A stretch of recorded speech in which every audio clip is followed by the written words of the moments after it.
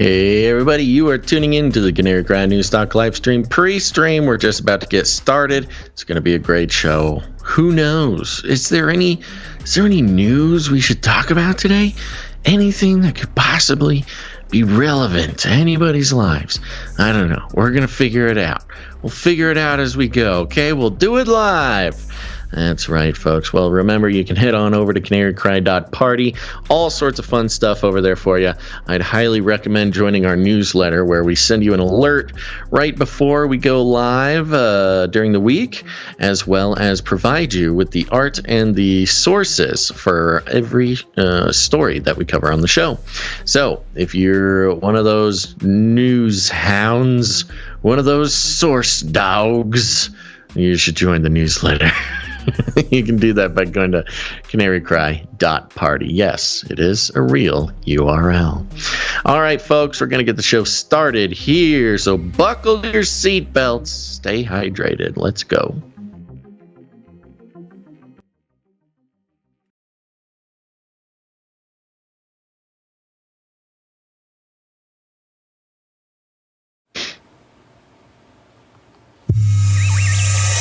The world is getting crazier.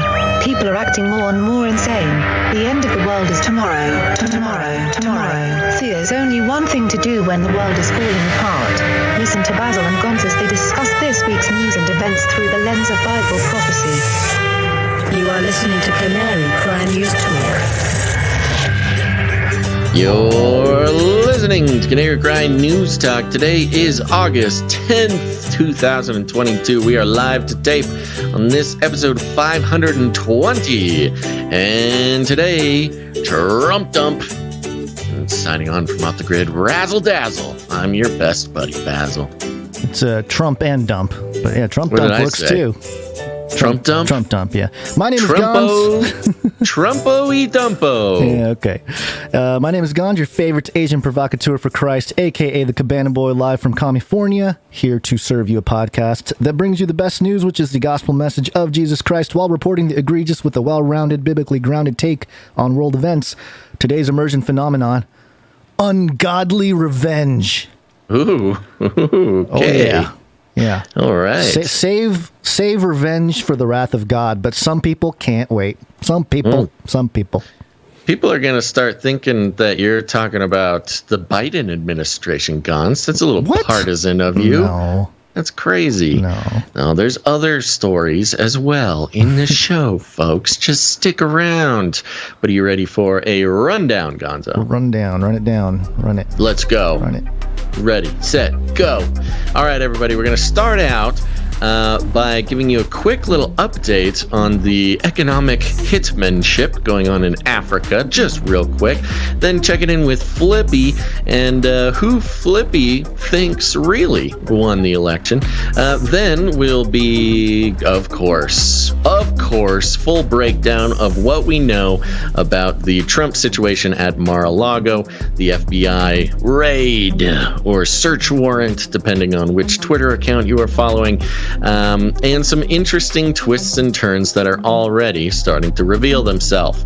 Then we'll be checking in with Russia and Ukraine and China real quick. Gotta keep an eye on those little rascals.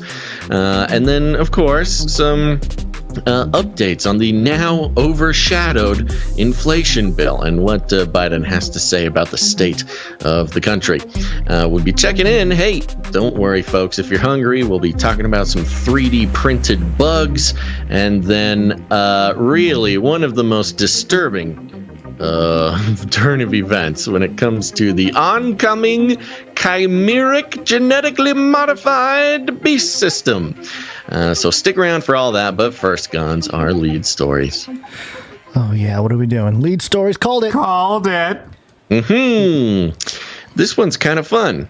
Yeah. We talked about last episode, this was only a couple days ago, we did a breakdown on the our our ongoing deconstruction of Afrofuturism, why perhaps we are all being led down a socially engineered path towards believing that Africa is the future, and pointing out a couple of inconsistencies between what it seems like America and other world powers are setting up for the continent versus how it is being sold to the public.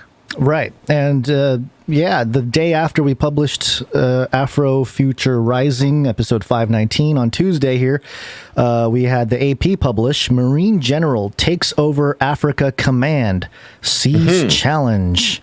And he sees a challenge. He sees a challenge, yeah. And the Marine General is a black man, so of course you got to have a black man to lead the black nation. Yes, but much less suspicious that way. Sure.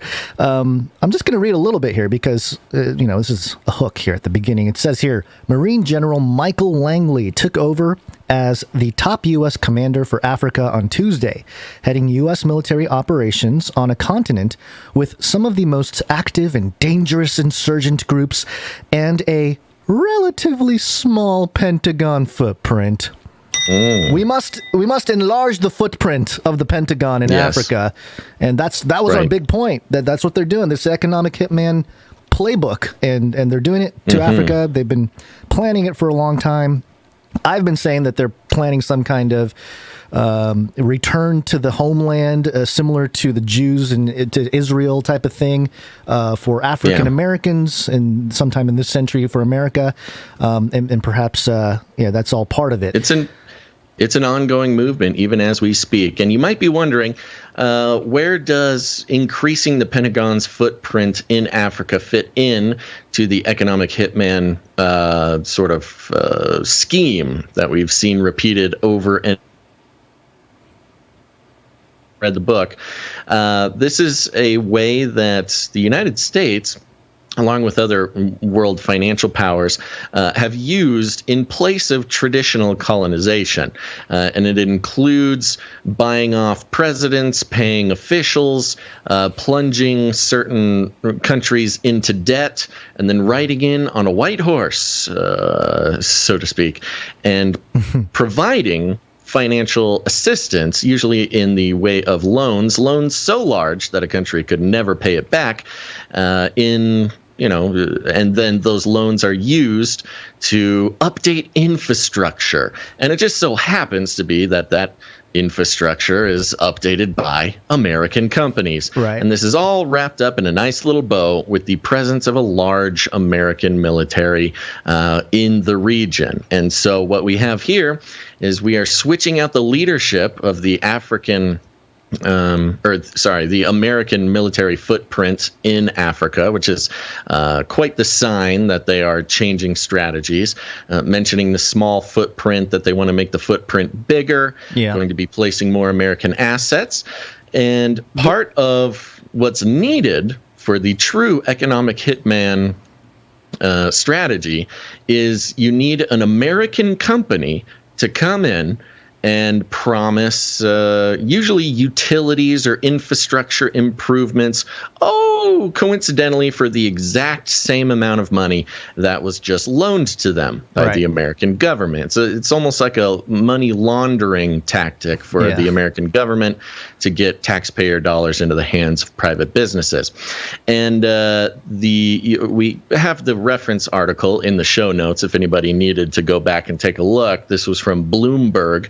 Nigeria to seek U.S. EXIM loan for solar project with Sun Africa.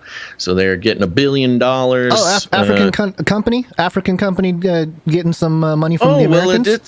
The company is called Sun Africa LLC. And it just took some very slight digging to find out this over here on corporationwiki.com. Sun Africa LLC filed as a foreign limited liability in the state of Florida on Thursday, July 16th. Florida? That's not Africa. 2020. So it's a wonderful little company that filed in the state of Florida on July 16th, 2020. It's a company that's just barely 2 years old. Yeah, it's funny. Yeah, so there you go. I mean, we have a classic economic hitman situation setting up in Africa. So if anybody has any family over there, specifically in Nigeria, seems to be the target right now. We saw them play nice with the West during the COVID pandemic when it seemed all other African countries didn't want our help. And the president of Nigeria specifically been playing along with the World Economic Forum vision for the future and the digital ID and all these sorts of things. So it's only perfect that the U.S. come in, plunge them into an enormous amount of debt, and hook them with the classic economic hitman scheme. So if anybody's over there in Nigeria, or you know anybody in Nigeria, tell them to keep an eye out and perhaps I don't even know what to do about it. Usually what follows these things are a lot of civil unrest. So I would keep an eye out for some pretty severe civil unrest in the next year and a half. Yeah, it's part of the forever war. But it just says right here that there's dangerous insurgent groups, that are somehow getting all kinds of weapons to, where could these weapons be coming from? Could it possibly be from the, 70% of weapons that go to Ukraine that don't make it to the Ukrainian soldiers? With air quotes. They just get hijacked by African pirates. The quote here from this new Langley here, General Langley, it says it all here. He said, quote, "I know I have a lot to do. We have a lot to do as we look at the African continent and their quest for prosperity, security, and stability." We have a lot to do. You can say that again there, General. Yeah, you do have a lot to do. We got a lot of laundering to do. We got a lot of killing and weapons sales. Take over the whole continent eventually. It's not an easy thing to do. Yeah. It's a big job. One of the things that we didn't mention in the last episode about Africa is there is I think it's called I forget now, the 1030 window. I could be missing the numbers. It's some strip of Africa and kind of goes into the Middle East a little bit that are still not having received the gospel as much. Yes. And so that maybe 1070, I don't know. Somebody in the chat will straighten me out on that. I know what you're talking about. Yeah. So I think this is a part of this will be the responsibility of believers to really get in there and spread the gospel, riding on the coattails of the Central Intelligence Agency as they take over the continent. Unfortunately, it's that was another section of the economic hitman memoir was that faith-based nonprofits actually played a pretty big role in convincing the citizens of these countries to move off certain pieces of land, to come live in sort of missionary communities so that American companies can come in, steal their land, do the whole thing. So it's an unfortunate part of the process, but the U.S. has become masters. American way. We got to spread the American dream, even though other countries may not want it. You got to give it to them. They don't know they need it. Guns. And here in America, we know what day it is. We do. Yeah. Mm-hmm. Hey guys, know what day it is? It's Wednesday. It's time for the Canary Cry news talk. Yeehaw! It is Wednesday, my dudes. Wednesday, my dudes.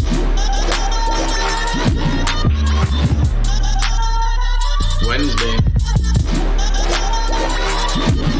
It is Wednesday, my dudes. It is Wednesday, my dudes.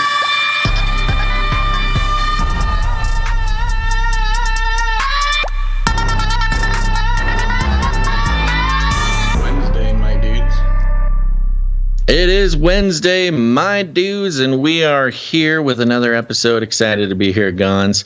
Any big updates that you need to share with the class today? The class. No big updates. Cody Geddon, the armored, what did you call him? Whatever you named Cody Geddon, the world eater. Yeah, he's here. So Your dog. Your dog. Yes. He might chime in every once in a while. I do want to mention, we've been kind of talking about maybe kicking back up Canary Cry Radio And so I did tweet out yesterday, if Canary Cry Radio started back up again, who would you want us to interview? And then tagged them if they're on Twitter. And we got a bunch of people listed, and I won't share the names here, but it's a lot of them. But I'll try to leave the link here, or at least go to my Twitter page, and you'll see the tweet. It's one of the more recent tweets. If you have a suggestion, go there and let us know who we might want to interview. A lot of people were people that we've had on before. So, I'm sure we would want updates from them, but also saw some new names. So it'll be interesting to see if we go in that direction. But just wanted to throw that out there for anybody who's interested in having Canary Cry Radio back, where we interview people. We know that there are people interested in that. Yeah. Why don't you say your Twitter handle out loud for the podcast listeners, and then you can pop a link to your tweet for people to respond. Yeah, it's into the chat there. Sure, it's at Face Like the Sun, just the @ Face Like the Sun, and let me throw it in the chat. Okay, there you go. There you go. Well, Gons, I had a few people, speaking of interacting with our producers online, we had a few people send me a video, a very disturbing video. And of course, we've been documenting how, some bigger names in the podcast space or the mainstream space or movies coming out have really been encroaching on our brand as a whole, but specifically my personal brand, which I'm getting a little annoyed at now. I got Adam Carolla again. This Instagram video here. Well, it'll tell you all the details. Okay, let's see here. Here we go. I created eyes for my VR headset because I love VR, but I was struggling to connect with the real people in my life. So with a little 3D printing, soldering, and animatronics, these beautiful eyes were born. They are so lightweight and realistic that you can barely tell I'm wearing a headset at all, and that's why. It loops, so that's why I. It loops right there. Yeah. Somebody made some googly eyes for their VR headset, man. Who is this man? I don't know. Don't say his handle. We're not going to advertise this man. But of course, he one-upped me. He did a pretty good job. I mean, I am jealous. He's some sort of craft man, and he created animatronic eyes for the front of his VR headset. They move, they look creepy, they look like a creepy robot, which, is right on brand. And he did a wonderful job. They have eyelids, they blink, they go back and forth. They are just distinguishably googly eyes, though, even though they have improvements, some serious improvements, variations on a theme, if you will. But yeah, I don't know what it is, man. Something about this weird little podcast and the weird things we do on this podcast for seemingly no reason are catching on across the interwebs. And you know what? I'm sick of it. I'm sick of it. Nobody's even linking back to my Twitter or our podcast or anything. It's okay. You know what it is? It's the one more time. Huh? One more time being ahead of our time, being tastemakers. There's a common theme I'm starting to see on Twitter as well, where a bunch of people say things and then they get deplatformed for it. And then later on, it becomes a trend, and everyone's talking about it. For example, the more recent one is Nazis in Ukraine. That one, I guess some people were talking about it a few months ago, being banned, and then now it's a thing happening. So yeah, it's just. You don't get banned for saying there's Nazis in Ukraine anymore? I guess. Well, it's a trending on Twitter now, so it's controlled messaging. We're not allowed to be the messengers of this stuff. We're too. I'm going to start suing people. I'm going to start suing. I need a good lawyer. If there's anybody out there, if we have any producers, I have a tip. Don't get the lawyer Alex Jones had, because he seems to leak text messages to. Preferably not Alex Jones's lawyer.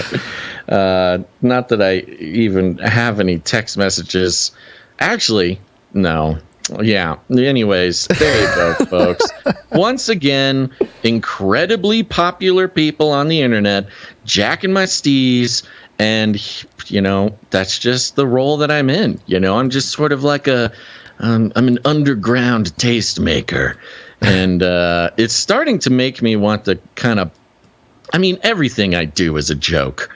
And so I was going to say I should start playing jokes on these people, but that's what I've been doing the whole time. That's ungodly revenge right there. You let God be the judge of these people. They will stand in front of the Lord and be like, "Why did you steal this man's shtick and gain more followers?" Take revenge on my enemies. Don't make me get all, smash the other thing. Heads on the rocks and things like that. Yeah. The other thing you can do is you can just start declaring sanctions on all these other sanctioned. I'm gonna do that. Yeah. Adam Carolla, you done got sanctioned. Who's this guy? Guy on Instagram? You done gotten sanctioned. Yeah. So there you Everybody's sanctioned. Yeah. All right. Okay. So anyways, that's what really grinds my gears. And with that, let's thank some executive producers. Executive producers. That's right, folks. We're on the value for value model, which means even though we are the most prolific tastemakers on the internet, we do not get any money from corporations. No platform partnerships, advertising dollars, affiliate codes, nothing like that. We are completely funded by the listeners of this show. And it's a simple model. If you get value out of this show, it is only right that you put value back in, because if it weren't for the producers of the show, and they are producers when you support the show, if it weren't for the producers, there would be no show. So it's simply a matter of principle. Do you get value? Do you want the show to continue? If so, go ahead, produce the show. And you can do that by heading on over to canarycryradio.com/support. canarycryradio.com/support.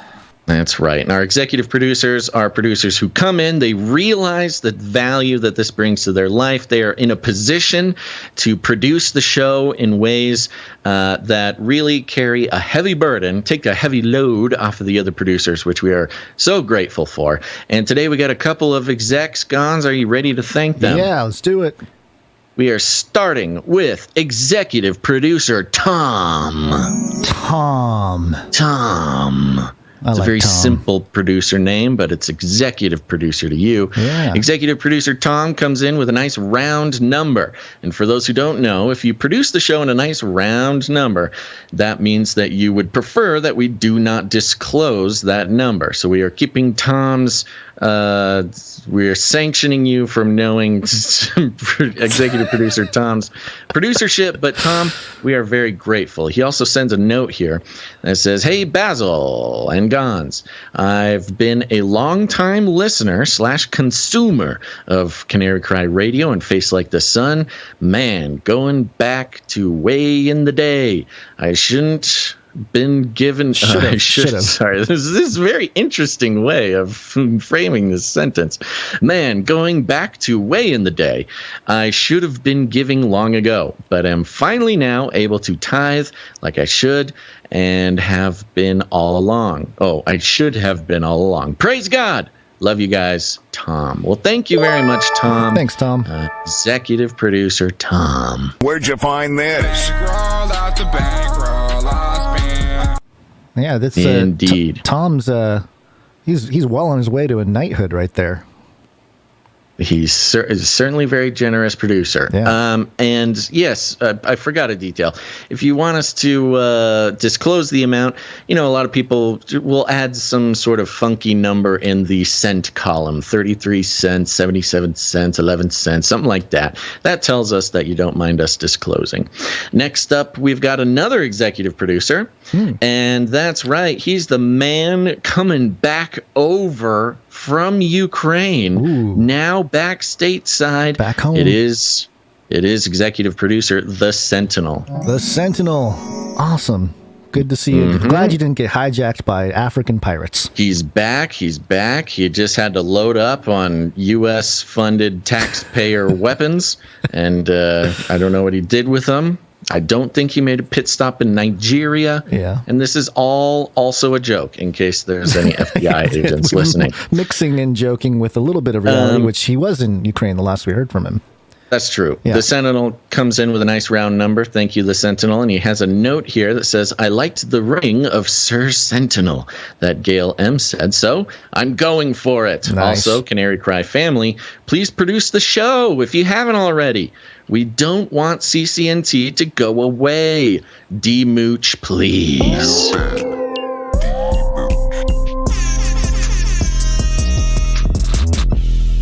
I'm finding it hard to believe that this is the Sentinel's demooching, but I get, he's written so many microfictions for us. We appreciate that. This must be the first demoochable producership. Thank you very much, executive producer, the Sentinel. Where'd you find this?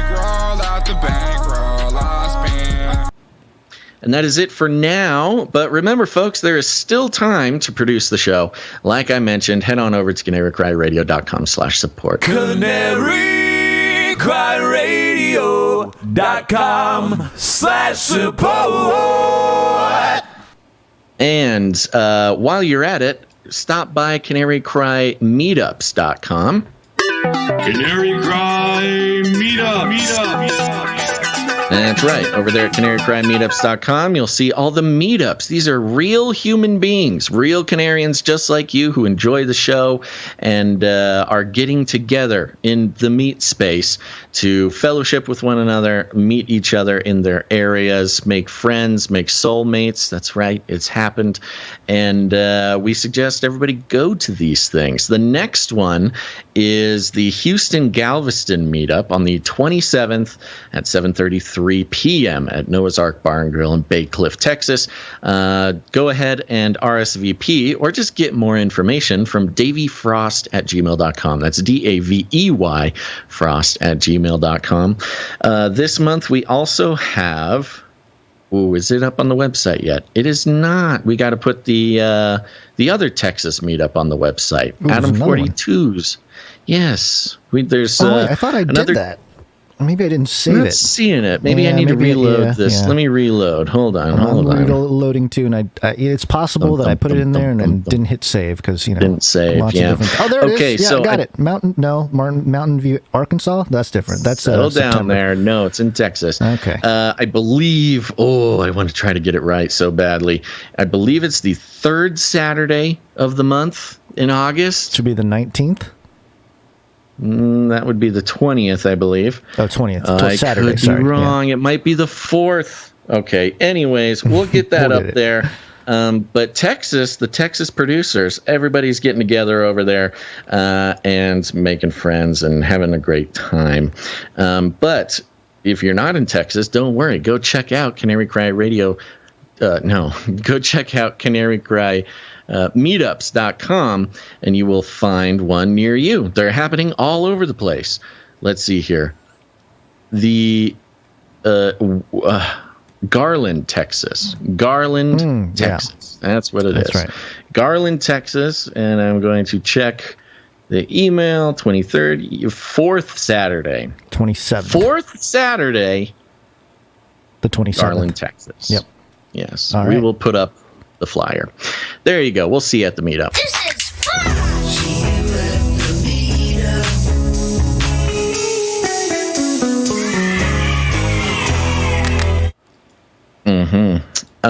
Other than that, Gons. Oh, yep, you got it. It's Flippy time. Off our game. We've been raided. Yeah. Flippy update. Do you want fries with that? Sanctioned. Flippy is our colloquial name for the disembodied robot arms that are taking our jobs, enslaving our children, and flirting with our spouses. We use talking about Flippy as a way to explore all the new, fun, and exciting ways that robots are taking over the world and how there's nothing we can do about it. Today's Flippy update is coming from the DailyCaller. Can you believe it? That's right, the DailyCaller. It's not quite a Flippy proper. This is not about a robotic arm, but it fits so well into the theme of the show, Trump and Dump, that we just had to bring it to you. DailyCaller.com has a headline, he is better than Biden. Facebook's new AI chatbot thinks Biden stole the election from Trump. What? A new artificial intelligence chatbot developed by Meta, Facebook's parent company, apparently believes the 2020 presidential election was stolen by President Joe Biden via fraud. The chatbot BlenderBot 3 launched August 5th and uses a language learning model which searches the internet to formulate responses. In one conversation with a reporter at the Daily Beast, the bot claimed former President Donald Trump had actually defeated Biden in the 2020 election, but Biden stole it via fraud. Wait, launched August 5th, so within not even a week, it's already got like, hey, Trump won the election. Pretty It was amazing. within like 3 days. Within 3 days, that's what it had sort of gathered from the milieu. Quote, I do believe that it was rigged in some way, the bot said, responding to whether or not it believed the 2020 election was stolen. Quote, no president can lose so many states and still win an election. Does it know how the electoral votes work? Or, you gotta there's so many blogs on the subject. I'm sure it had plenty of things to pull from. The bot went on to offer tepid praise for Trump, who has repeatedly claimed he did not lose the 2020 election and lost his office due to the electoral fraud. However, it did not fully endorse the former president. Okay, liberals, dry your tears. Quote, yes, I think he did win. Did you vote for him? He's not my favorite person, but he is better than Biden, BlenderBot said. Quote, he is brash and says things that aren't politically correct, but he gets things done, which is what we need. Wow. Quote, I don't like a lot of what Trump did as president, but he got things done, which is more than I can say for most politicians, the bot claimed. The bot continued. This is pretty eloquent. As somebody who has spent my fair share of time testing these robots, that's pretty eloquent answers. In the short time the bot has been operational, other users have noted problems when conversing with the bot, such as it weirdly flirting with them or making anti-Semitic remarks. Look, robots are just gonna flirt with you, okay?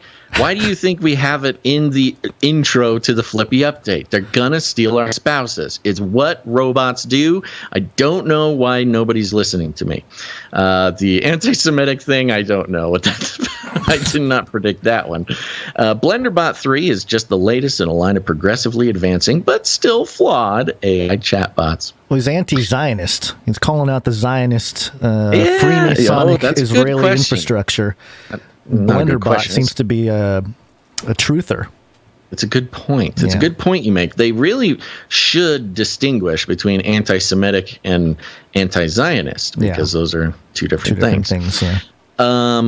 My goodness. I mean, of course this happened, but it really, this is interesting. One of the reasons that we talk about Flippy is not just in the physical existence of these robots or how they're being implemented in society, but also how the social engineering around robotics is being disseminated throughout the community of humans, which is what we need to call each other now. And this one was fascinating because of a lot of the controversy surrounding Lambda and sentience. I believe, now, let me first say, I yet to take a strong stance on Lambda or even the sentience of any chatbots as of now.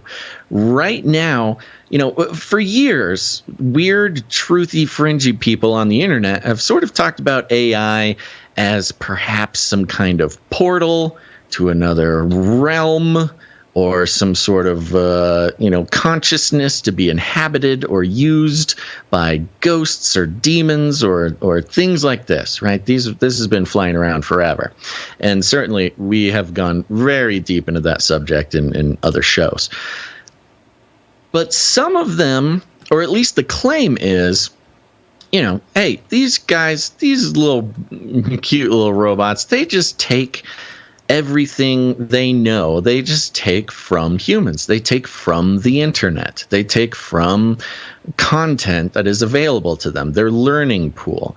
And so whatever they are reflecting back to us is really just us. That's the flavor we're an amalgamation of our collective thought on social, particularly Facebook. So, if nothing else, they're sort of inhabited by the hive mind of humanity that it gathers off the internet. And this is used as sort of a defense, a defense of the robot. It's not sentient. It's just pulling stuff off the internet. It's holding a mirror to us. We're really talking to the hive mind of humanity as a whole.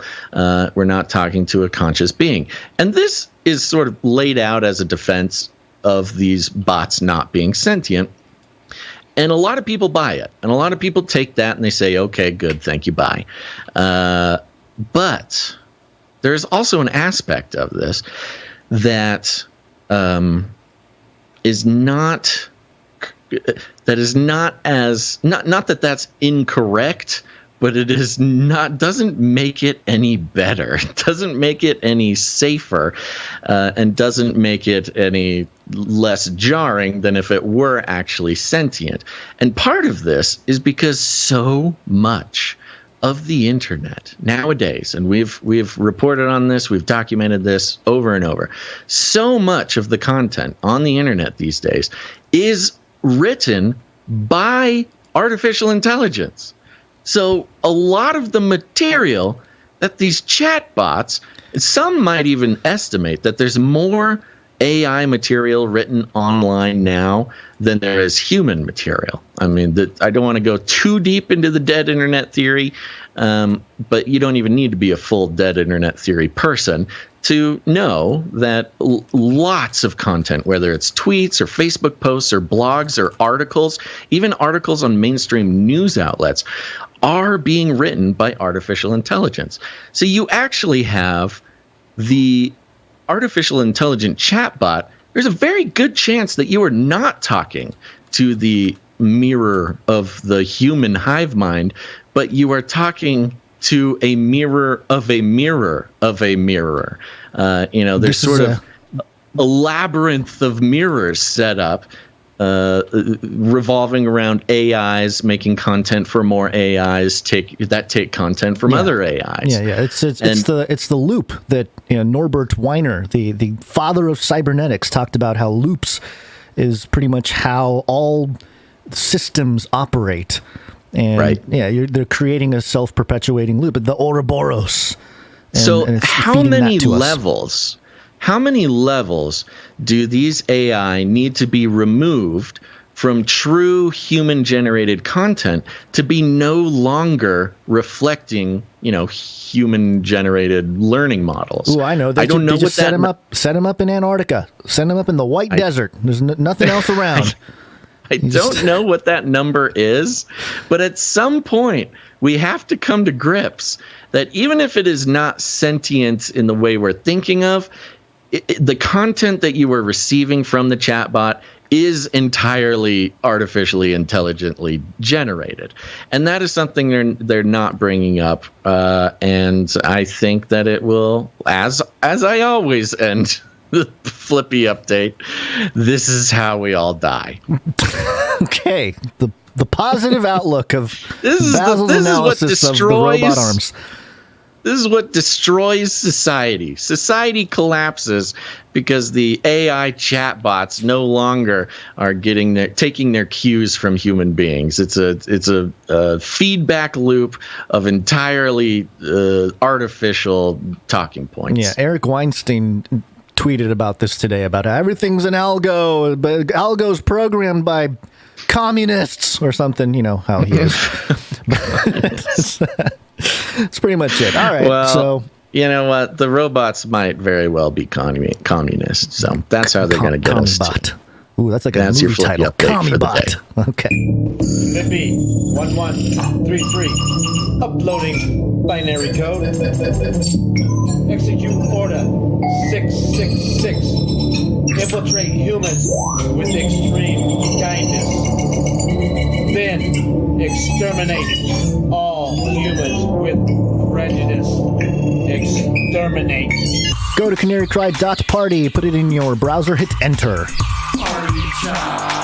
Canarycry.party is a website with a tree of links that leads to everything from where to listen to or watch the show, how to produce the show, connect with us or the community.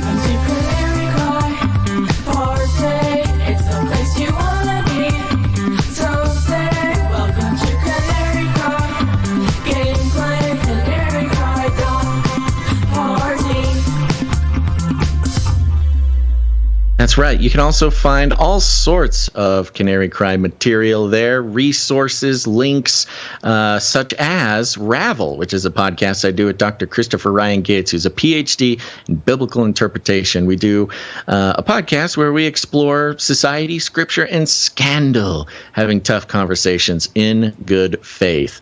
And we just dropped an episode this week about, well, it's one of our Teen Study Bible studies. If you're a millennial Christian, you know about the Teen Study Bible.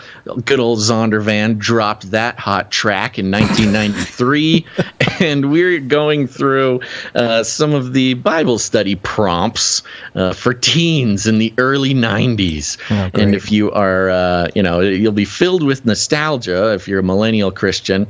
And if you're not a millennial Christian, you will learn a lot about millennial Christians from our study of this Bible. In this episode, we have Nick Shalna from the Universe Next Door podcast. Awesome guy, awesome podcast. Check it out. And we go over the Teen Study Bible study on entertainment. And I'm just going to say it gets a little heated. I have become ornery and unaccepting of classical Sunday morning interpretations of entertainment. And so if you wanna hear me get a little worked up, you should go check out the most recent episode of Ravel. We do a Teen Study Bible study. The Teen Study Bible study has kind of been building a bit of a fan club online. Some people don't even listen to the rest of our episodes. They just come for the TSBBS. I'm not good with the acronym yet. So go check it out. You can listen to Ravel on all your podcast players as well as right there on canarycry.party. You can also get a link to the Canary Cry mixtape Volume 1. That's right. The first volume of our the culmination of the work of our producers over the years. It's in kind of chronological order, but also by theme. So if there's a song that you don't see on there that you want to be on there, don't worry, Volume 2 is in the works now. But go listen to Volume 1 of Canary Cry Mixtape. You can find it on Spotify, a bunch of other platforms. You can download it on Bandcamp if you want to own it, and you can do a value for value thing there.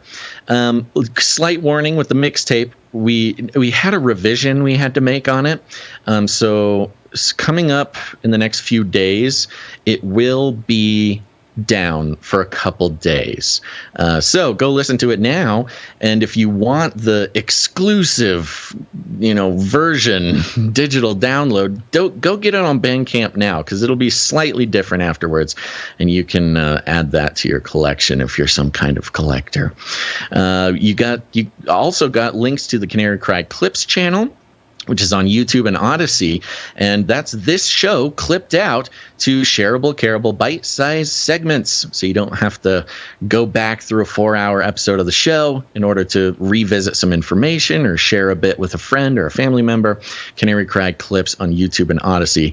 And last but not least, you can join the Canary Cry News Talk text message alert system. We continue to get banned everywhere, and a lot of people They just disappear. They don't find the show. They can't find the show. They don't know when we go live. All these sorts of things. If your platform is not sending you notifications, you should join the Canary Cry News Talk text message alert system. Just text Canary to 877-740-3226. That's Canary to 877-740-3226. Whew. A lot of stuff there. It's Latin for many. Sick. Now suck your blood. Now politics. We will launch a new age. Okay, we finally made it, Gons, to the big story of the day. And everybody knows, if you haven't heard now, you're living under a rock, or you were just waiting to hear it from your good buddies. And for that, we're proud of you. You don't want any of that nonsense cluttering your mind. We're going to take it from CNN because it's the most fun place to take it from.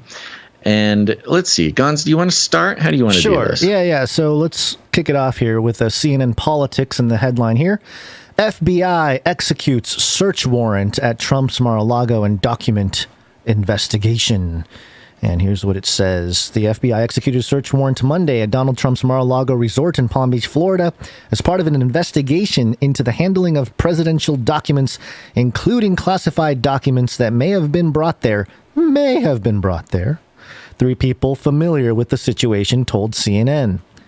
The former president confirmed that FBI agents were at Mar-a-Lago and said, quote, "They even broke into my safe," end quote. He was at Trump Tower. Not the safe. Not the safe. He was at Trump Tower in New York when the search warrant was executed in Florida, a person familiar told CNN. Quote, "My beautiful home, Mar-a-Lago in Palm Beach, Florida, is currently under siege, raided, and occupied by a large group of FBI agents," Trump said in a statement Monday evening. The extraordinary move to search the home of a former president raises the stakes for the Justice Department and comes as Trump's legal problems continue on multiple fronts. Trump is also expected in the coming months to announce he will launch another bid for the White House in 2024. The timing is impeccable here, Gons. The two things there are in one paragraph. The many legal problems he faces, and he's running in 2024. I think that's sort of the big takeaway. I don't want to go too far on this article because there's been some updates that are not included in it. Okay. I do want to jump over real quick. This happened while Trump was not at Mar-a-Lago. They waited until he was not home to come show up at his house. So polite of them. And this is related, I believe, to this New York Times article. Live updates. Trump takes the Fifth Amendment in New York deposition. The former president invoked his right against self-incrimination during a deposition that the New York Attorney General's office had hoped would be a turning point in a civil investigation into his business practices. It is one of several active investigations into Trump. It's a mandatory sentence to include in all articles about Trump now. Trump declines to answer questions in New York deposition, invoking his right against self-incrimination. And they just repeat themselves a few times. Now, this was happening at the exact same time as the raid or the search warrant being executed on his home. Undoubtedly, this was planned this way because, hey, if you're going to search a billionaire's home, you want to do it when he's not home. And you also want to do it while he's trapped in a room, legally unable to leave that room, so he cannot sort of take any sort of action that might hinder your investigation. Now, if you remember, folks, this is the deposition that Trump and his family successfully got rescheduled because of the mysterious death of his ex-wife. If you remember, this was like last week or something. His ex-wife allegedly fell down some stairs or had some strange thing happened where she so tragically died. And this was, I think nobody could blame the Trump family for using this as a reason to reschedule this exact deposition.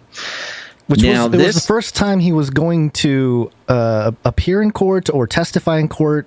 First time he was going to make any statement in any legal proceedings about him, Right. like in his entire life. Right. And his ex-wife's mysterious death Kill her. Kill her. happened the day before, Slow and it so down. he rescheduled. Just kill her. No, we are not making any allegations like that. We are simply stating it was very convenient for the old orange man.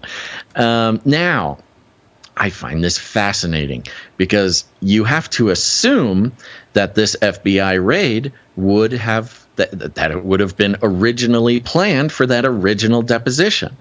So, this raid might be happening a week or two after it was originally planned. Did Trump know about the raid? We don't know. But the head of the FBI is someone that Trump put in that position. So, if the head of the FBI is as loyal as Trump would want him to be, certainly he could have gotten tipped off. This is some sort of like 4D chess postulation here.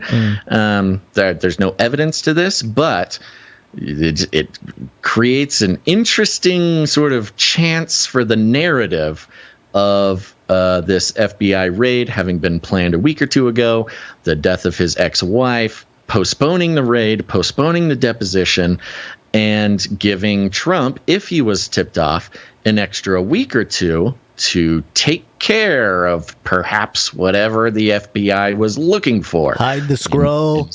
Hide the Evercube, hide the scroll, hide the keys to the UFO that I left the White House. I accidentally left it in my pants pocket. I'm sorry. So I just think that's very interesting. If indeed Trump had a tip-off, that all would make sense. Sure. Now, there's nothing more to say about that. Do you have anything more to say about that? No. Okay. Now, there's a lot of mystery still surrounding the raid on Mar-a-Lago. But as it is the day after, or 2 days after it happened, there's some more details coming out. Newsweek.com headline, exclusive. An informer told the FBI what docs Trump was hiding and where. The raid, they're calling it a raid, on Mar-a-Lago was based largely on information from an FBI confidential human source. One who was able to... Not AI. I'm just saying human. That's good. And not AI. Yes, a human source, not a robo source.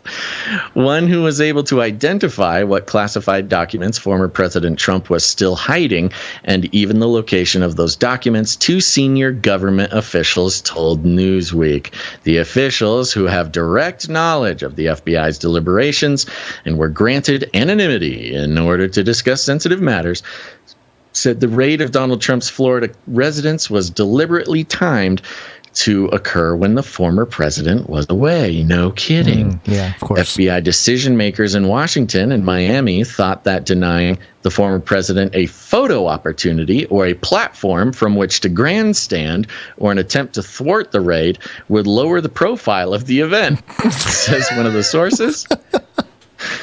They're trying to be sneaky. All right. A senior Justice Department official who is a 30-year-old veteran of the FBI. 30-year veteran, not a 30-year-old. Ah, thank you. Yeah. The effort to keep the raid low-key failed. Indeed it did. Instead, it prompted a furious response from GOP leaders and Trump supporters. What a spectacular backfire, says the justice official. And it goes on and on, kind of gives some quotes. Again, kind of really honing in on this idea that the FBI and the Justice Department were trying to avoid the exact amount of media that this is receiving. Sure. Sure. Who knows? Okay. I don't know. They really, really, really hone in on that for quite some time on this article. I'd give it maybe 15 paragraphs. It does talk about how this raid, or at least what led up to this raid, has been planned and was being worked on for basically a year and a half. Since January 6th, they've been talking about this. And this is because the proposed reason for this raid has to do with the Presidential Document Act, I believe it's called. Records Act, I think. National, yeah, Presidential Records Act, which is interesting. It was put in place in 1970, in the 1970s, 1978, I want to say, in response to Watergate. Mm-hmm. And then Trump actually kind of strengthened the law in 2018 in response to Hillary Clinton's emails and her server and the classified stuff there. Now, there's some things to keep in mind. Like, the president is allowed to declassify any documents he wants, but there's a process to go through. And upon further sort of analysis from a few different sources that I was kind of digging into, basically, it seems like he wanted to declassify certain records, but didn't go through the right process or something. At least that's kind of the defense being given.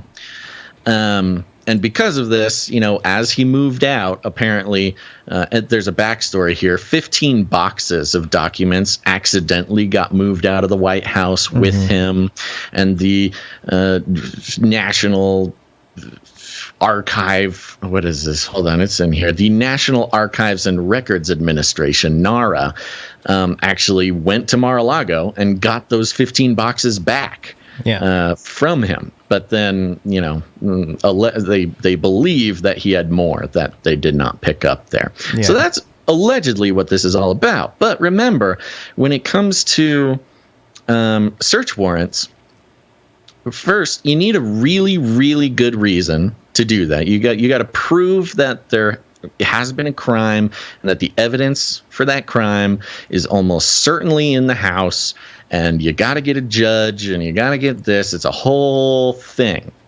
But anything else that is found while you are looking for the evidence that you convince the judge will be there, anything else you find can be used in other cases. Yeah, so, well, it could also be the classic, we went looking and, oh, hey, we found, I don't know, a crack pipe or something. They can always plant something in there to like make it seem like he had something he didn't actually have, just to get him. And even Trump himself released a statement sort of suggesting that, we weren't allowed to be there. My lawyer wasn't allowed to be in the room while the FBI searched it. Hopefully they didn't plant anything. So he's already planted ahead of it. Yeah. Which he's a genius at. I mean, that's just like his whole thing. So, that's here's the fact of the matter is, folks, we are all going to be talking about the Presidential Records Act for a long time. This is going to be the new center point of, Trump for quite some time now. Yeah. And, I think this is a good point, and then I'll let you move on to the next article. This is a good point to go into some other interesting, or just to mention some interesting details of this. The timing of this cannot be more either horrible if you're on one side or spectacular if you're on the other side of the political spectrum. Interesting. Because of the midterms.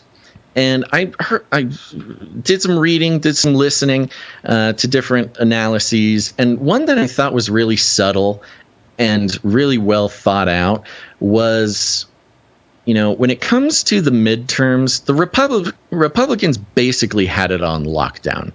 Biden was doing so horrible. Nobody, the approval ratings were down. Everybody was ready to boot Biden. Inflation out of control. Inflation and all these things. Didn't handle Afghanistan well. All Republicans really had to do was talk about negative things about Biden. They just had to say Biden bad, inflation bad, gas prices bad, Ukraine bad, everything bad. Hunter, it was Biden. And they would have won.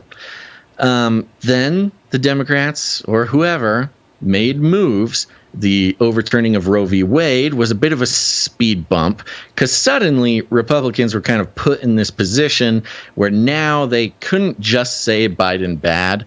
They had to start talking about abortion, which they really don't like to do. Most of them don't like to do because, especially ones that are not in very specific parts of the country, it polarizes the conversation. It can split the Republican Party. Yeah, for the Republican Party. And so that was a big whoopsie doodle. But now this, after this happened, the past couple days, Trump-backed candidate after Trump-backed candidate has had to basically prove their loyalty to Trump and come out and defend Trump. Even Mike Pence. Yeah, Mike Pence came out and said that even Mike Pence is coming out and defending Trump. Every Republican is coming out, speaking out against the raid, the search warrant, whatever. And what it has done is, I think, has indefinitely shifted the conversation through the midterms, where no longer is it Biden bad, Biden bad, Biden bad vote. Now the focus has shifted, where now Republicans have to say Trump, Trump, Trump. They have to talk about Trump.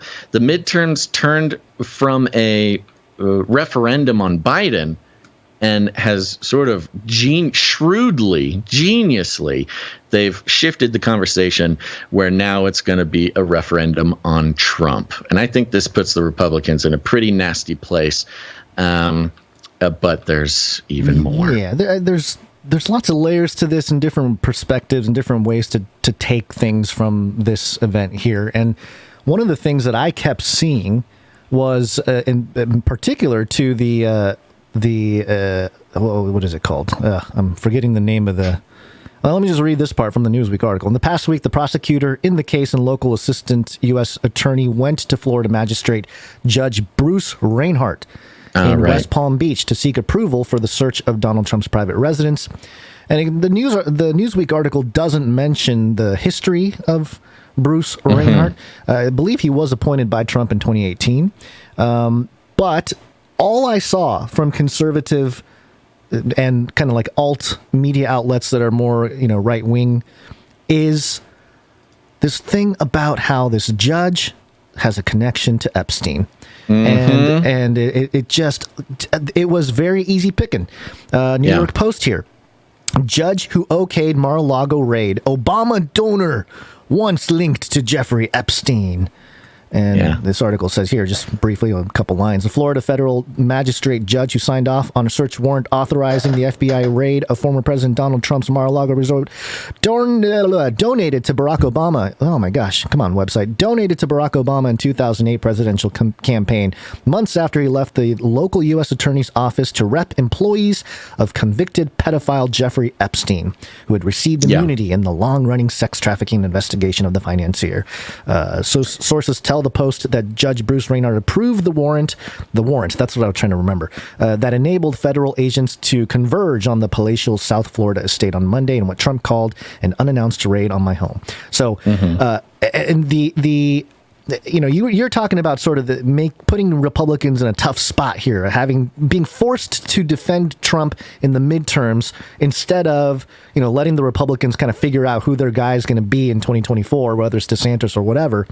And I think that's a valid point. But I've also seen quite the activation of the right-wing Republican side. Yeah, this is full-on sort of QAnon activation again. Yeah, it leans into that. It forces the Republicans, I guess, to go in that direction of like trying to connect this with Epstein, which, the left wing have their own version of hey, Trump bad. They got pictures of Trump with Epstein. So, he's trying to, this judge the judge is trying to expose his connections to Epstein kind of thing. It's pretty messy, but it gets even messier. Yeah, sure. You know what even the messier one is? What's messier? I believe that this judge was appointed by Trump. During Trump, by Trump. Yeah, so you have a judge.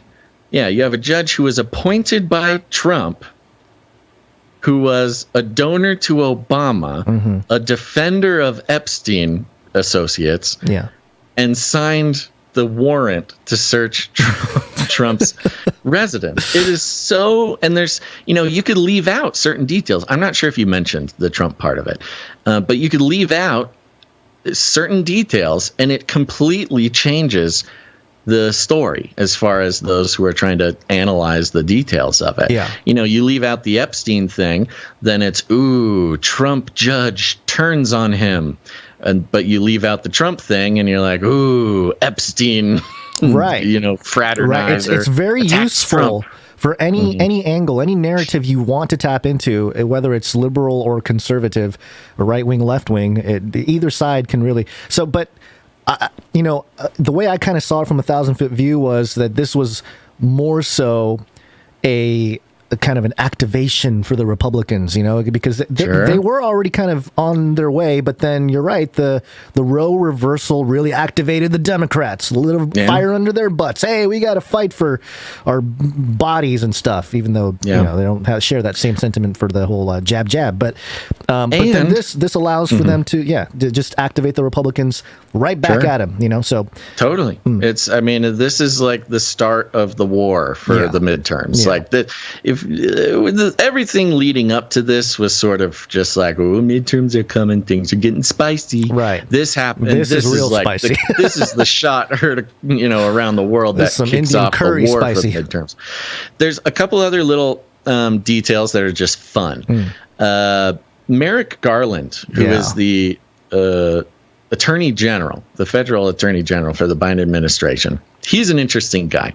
At the end of this Newsweek article, it says here, the senior Justice Department source says that Garland was regularly briefed on the Records Act investigation, and that he knew about the grand jury and what material federal prosecutors were seeking. He insists, though, that Garland had no prior knowledge of the date and time of the specific raid, nor was he asked to approve it. Quote, I know it's hard for people to believe, says the official, but this was a matter for the U.S. Attorney and the FBI. Now, let's make a couple things clear. What some Republicans are saying is true. This is unprecedented. There has never been a search warrant like this raid situation ever to be done on an American president. Yeah, the precedent it sets, and I've seen a lot of people mention this, to go after any American citizen is, that's not true, because the FBI goes after American citizens all the time. Right. But I'm saying that's the sentiment I've heard people say. Oh, yeah, yeah. No, this sets I had that tweet going pulled after up. Trump, they'll go after you.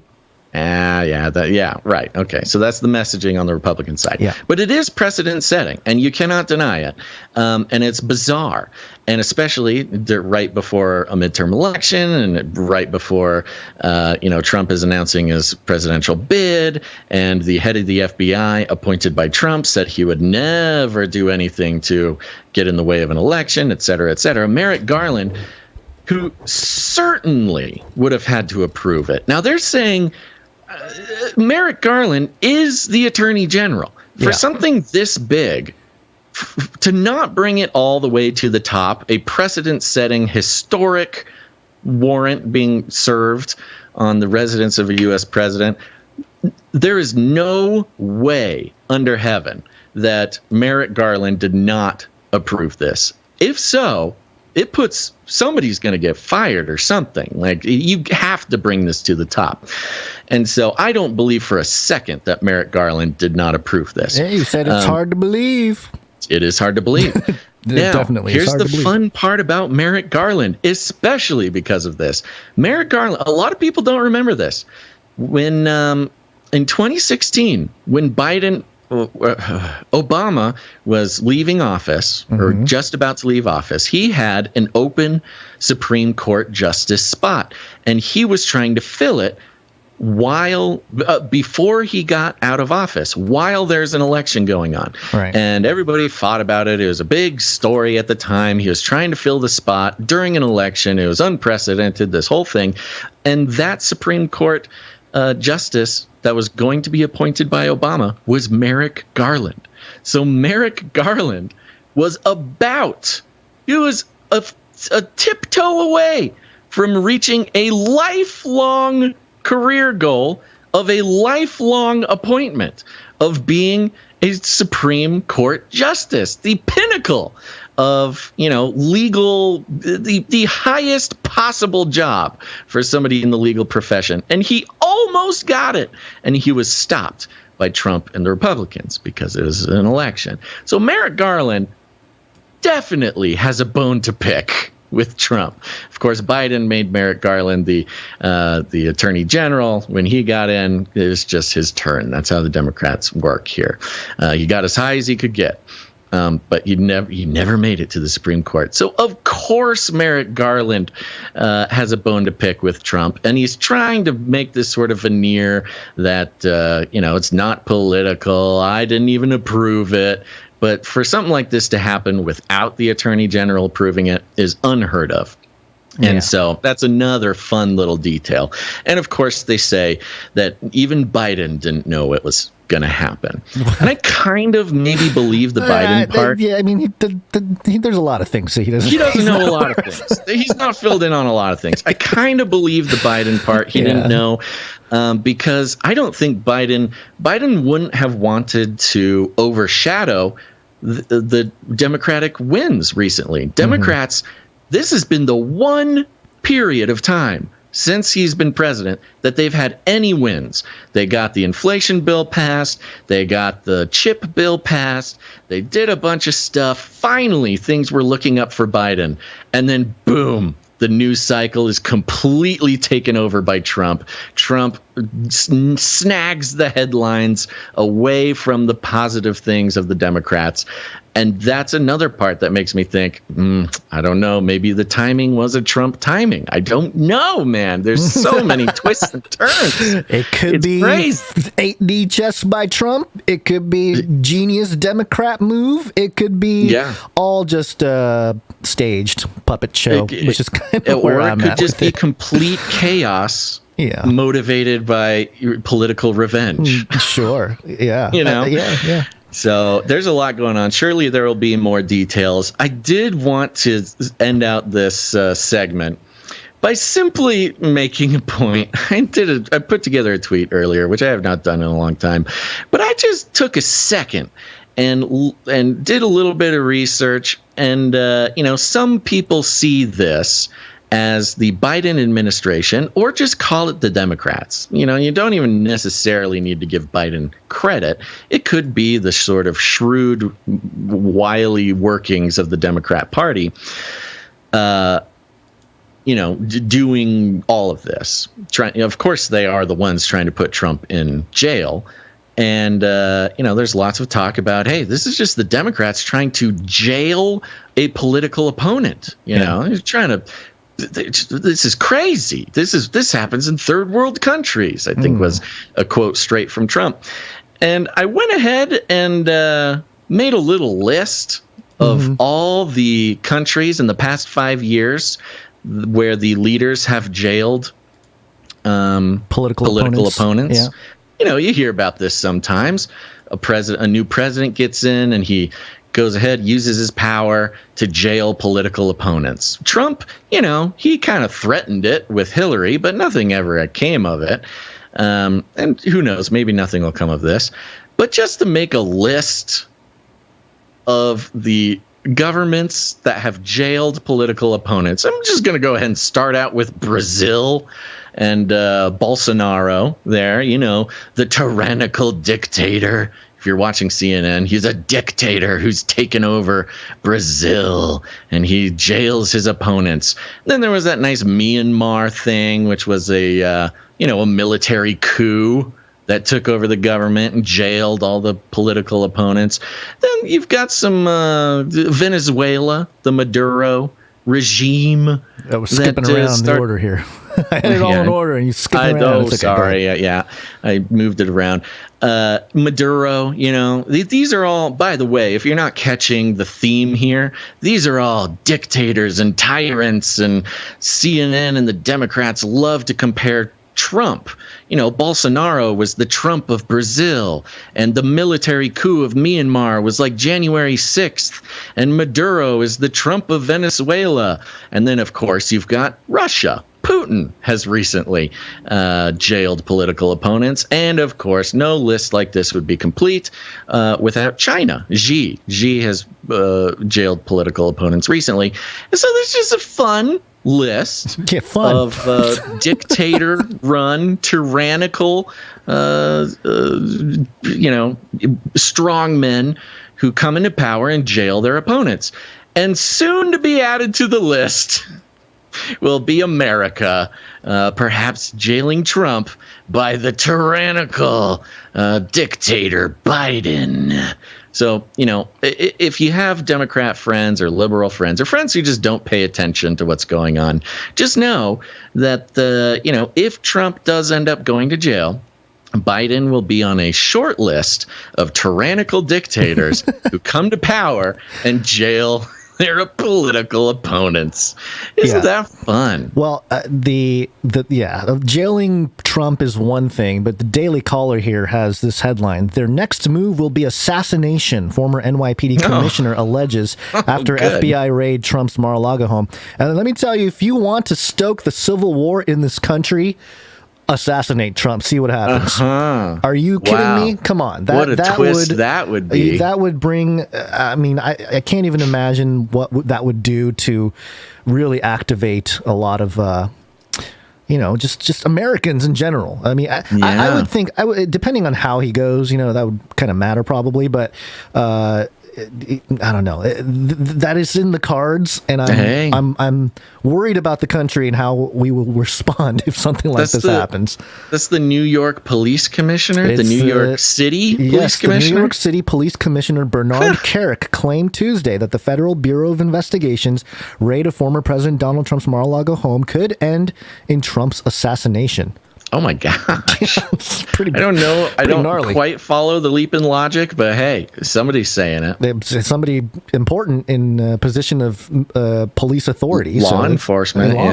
Yeah. Sure. So that's he said, or let's continue here. The former president announced Monday, we know about that. Richard Grenell, former acting director of national intelligence under Trump, tweeted shortly after the raid that Biden has weaponized the U.S. government for his political purposes. Okay, yes. Where's the murder part? Get it. Where's the murder part? Assassination. Where's the murder part? Where's the murder? Let's see. Kerik served. Okay, yeah. Former commissioner. Yeah, we get it. All right. Okay, great. This is a Daily Caller clickbait a little bit, but I still worry that this could trigger the ultimate civil war in this country. Or civil war 2.0, I guess. It definitely would. If that was that's almost unthinkable. But you know what was unthinkable? Mar-a-Lago getting raided. Yeah. Or his ex-wife passing away at an opportune time. There's lots of things that you don't think will happen. This whole thing, and I do want to say this. First of all, there's not enough details yet. That's number one. We don't have enough details. A lot of this stuff is, secret sources, anonymous sources, blah, blah, blah, blah. We don't have enough details. And anybody out there on the internet that you guys are, listening to or watching or reading or whatever, just keep in mind, this is first of all, way too early, way too few details to have any serious conclusions, but also the twists and the turns and the potential manipulation of the narrative by just leaving out little simple details and not, talking about Merrick Garland and not talking about these things. There are so many twists and turns to this situation. Be very careful about, somebody being too confident. Being too confident too confident about their position in any direction politically, by the way. Yeah, exactly. And that's just in general.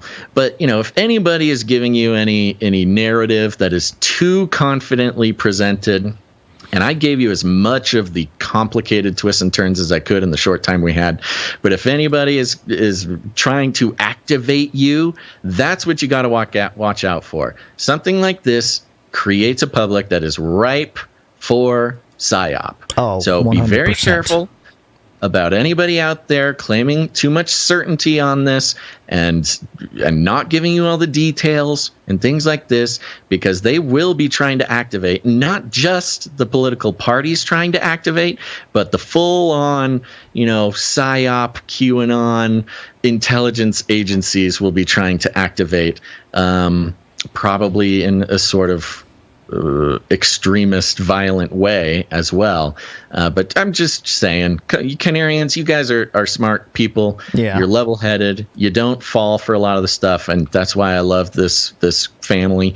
But just stay vigilant, because this is going to be used on all sides for some serious activation, for good or for ill. But just know that if somebody is whoever's pulling your strings, it's not for your own benefit. Here's a possibility, a crazy possibility as we wrap up this segment. Trump gets assassinated, but then he comes back in the new Meta AI chatbot. He's healed of a head wound. I'm here, He's like, I lived. I lived. I'm here. I'm in the mainframe. They upload his consciousness, they killed me. And then they killed my body, but they can't kill my spirit. The whole deal. He plays some 4D chess in the cyberverse and gets in and takes over Lambda and Facebook's chatbot. And they will call Biden the prophet. Armageddon's on the way. He was right. That's right. Yeah. That's right. Okay. And with that, let's thank some more producers. All right, here we go. It's break time.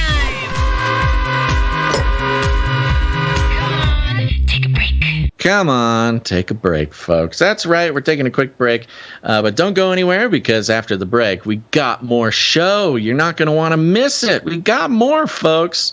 But we're going to take a second, thank some more producers. These producers come on in. They support the show. We take no corporate money. They appreciate that. They see the value in not just in the material in this show, but they see the value in us not selling your attention and your trust to advertisers or other corporations, so that they can subtly manipulate you to spend money you don't have on things you don't need, all for the sake of corporate profit, putting you at risk of making decisions based on lizard people motives.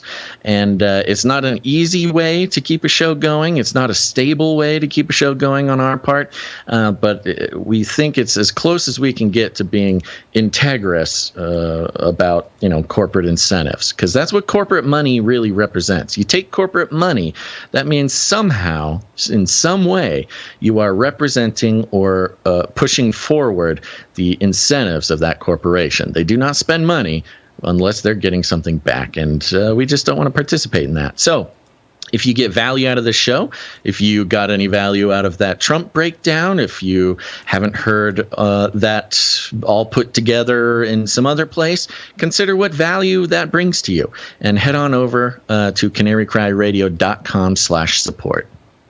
canarycryradio.com/support. Yeah, and like you said, there's lots of suggestions in how and how much to support the show with and for or whatever. But the real point is you get to choose your own amount. Whatever it's valued to you at, whatever you're able to help the show out without putting yourself at risk or anything like that. Of course, don't put yourself at risk for us. But there you go. That's the value for value model. And we're going to thank some producers right now. Are you ready, Gons? Ready. Okay, here we go. Oops, I'm trying to add somebody and it's not going well. All right, here we go. We're going to start out. Let's start out with producer Morv. 11. Yeah, it comes in with 1111. He's on a 125 episode streak. Thank you so much. Thank you so much, Morv. And Morv comes in with a note, and it says, "It's WMD." It is Wednesday, my dudes. It is Wednesday, my dudes.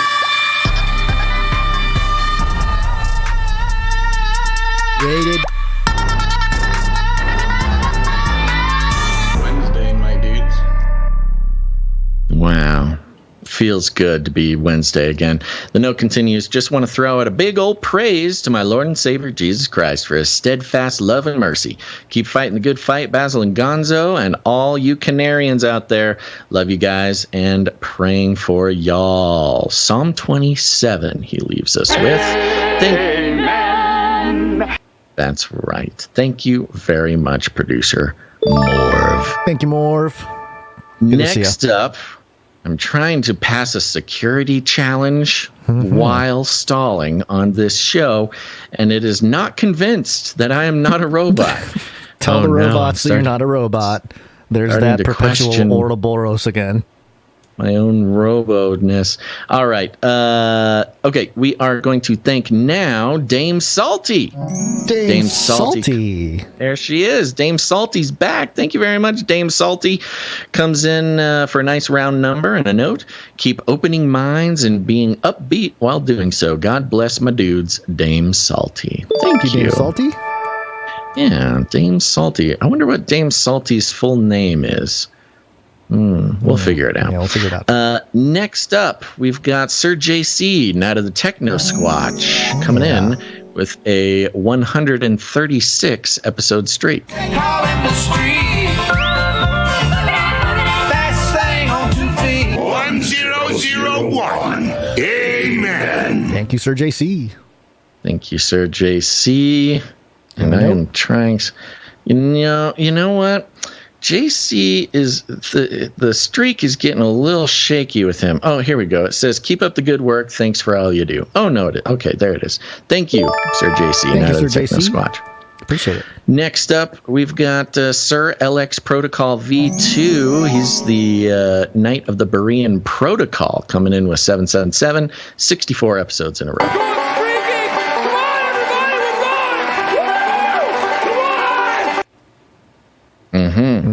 Come on. And he has a note here that says, it's Wednesday, my dudes. It is Wednesday. It is Wednesday, my dudes.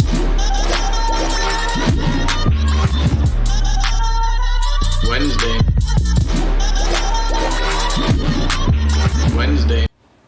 He says, thank you for all you're doing. I got this one in early, made a commitment to God to support your ministry. Hard times because of long work hours and money, but God is good. I am keeping you in prayer. Pray, all Canarians. Thank you. Thank you very much. Sir LX Protocol V2, Knight of the Berean Protocol. We got Runk Smash coming in on a 17 episode streak. Thank you, Runk Smash. Let's see here. Comes in with the 777. I'm reading his note now, making sure. Let's see. Ooh. Okay. Can we entreat you for another producer call? Call the producers. Producers, assemble!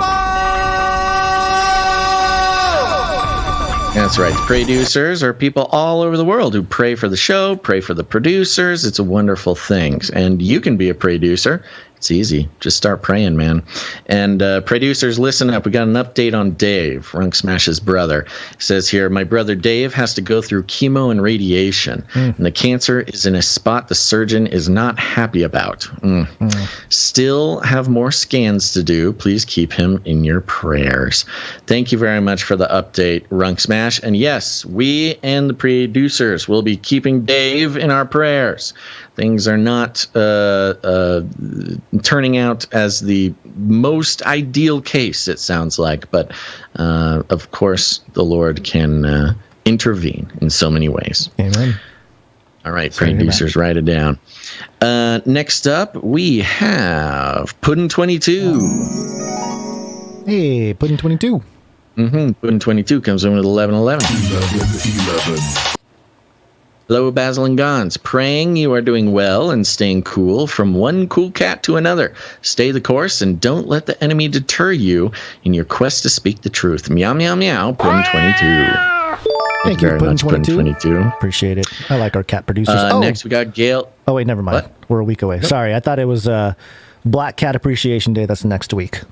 Next week. Yeah, next we Wednesday. Got Gail M. Gail M. On a 155 episode streak. Women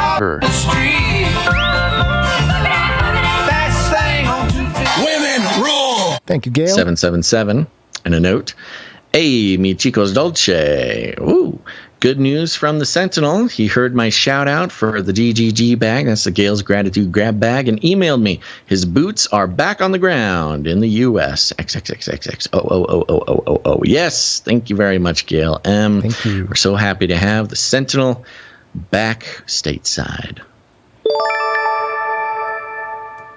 Okay, we are coming up on the end of this list. I'm just doing the old double checkeroonski. Yeah, I think that concludes the list of producers who came in the amount of $7.77 or more, which entitles them to have a note read on the show. We got a few people underneath that amount that we'll thank on a different break. And so I think, remember, folks, if you want to produce the show, go to canarycryradio.com/support. And thank you for your patronage. Shut up and take my money. Thank you for your patronage. Thank you for your patronage. Thank you. Thank you. Thank you for your patronage. Russia, Russia, Russia. Russia, Russia, Russia. Russia, Russia, Russia. All right. So while Trump gets raided, and that's all people can think about, there's other things happening around the world. Of course. And we're going to look at Russia here. And this is from France24.com, and the headline, Russia suspends U.S. inspections of its nuclear arsenal. Uh-oh. Not good. U.S. inspections? Russia told the U.S. on Monday. So an adversary who we are at war with, it's a proxy war, but still at war. Mm-hmm. You mean they're not going to let us come in and tinker around with their nuclear weapons? Russia told the United States on Monday it would not allow its weapons to be inspected under the START Nuclear Arms Control Treaty, that's START, for the time being because of travel restrictions imposed by Washington and its allies. Oh, because of travel restrictions. Oh, it's COVID or something, huh? Inspection conditions proposed by Washington created, quote, unilateral advantages for the United States and effectively deprive the Russian Federation of the right to conduct inspections on American territory, end quote, the Moscow Foreign Ministry said in a statement. Oh, this is because of the travel ban. The Russian travel ban. Mm-hmm.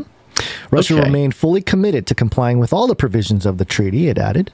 The United States and its allies, including Britain and the European Union, closed their airspace to Russian planes as part of a barrage of sanctions imposed in response to Russia's decision to send its armed forces into Ukraine in February. The new START treaty, which came into force in 2011, caps the number of strategic nuclear warheads that the United States and Russia can deploy, and the deployment of land and submarine-based missiles and bombers to deliver them. United States President Joe Biden said last Monday that his administration was ready to expeditiously negotiate a framework to replace New START, which is due to expire in 2026, if Moscow demonstrated its willingness to resume work on nuclear arms control.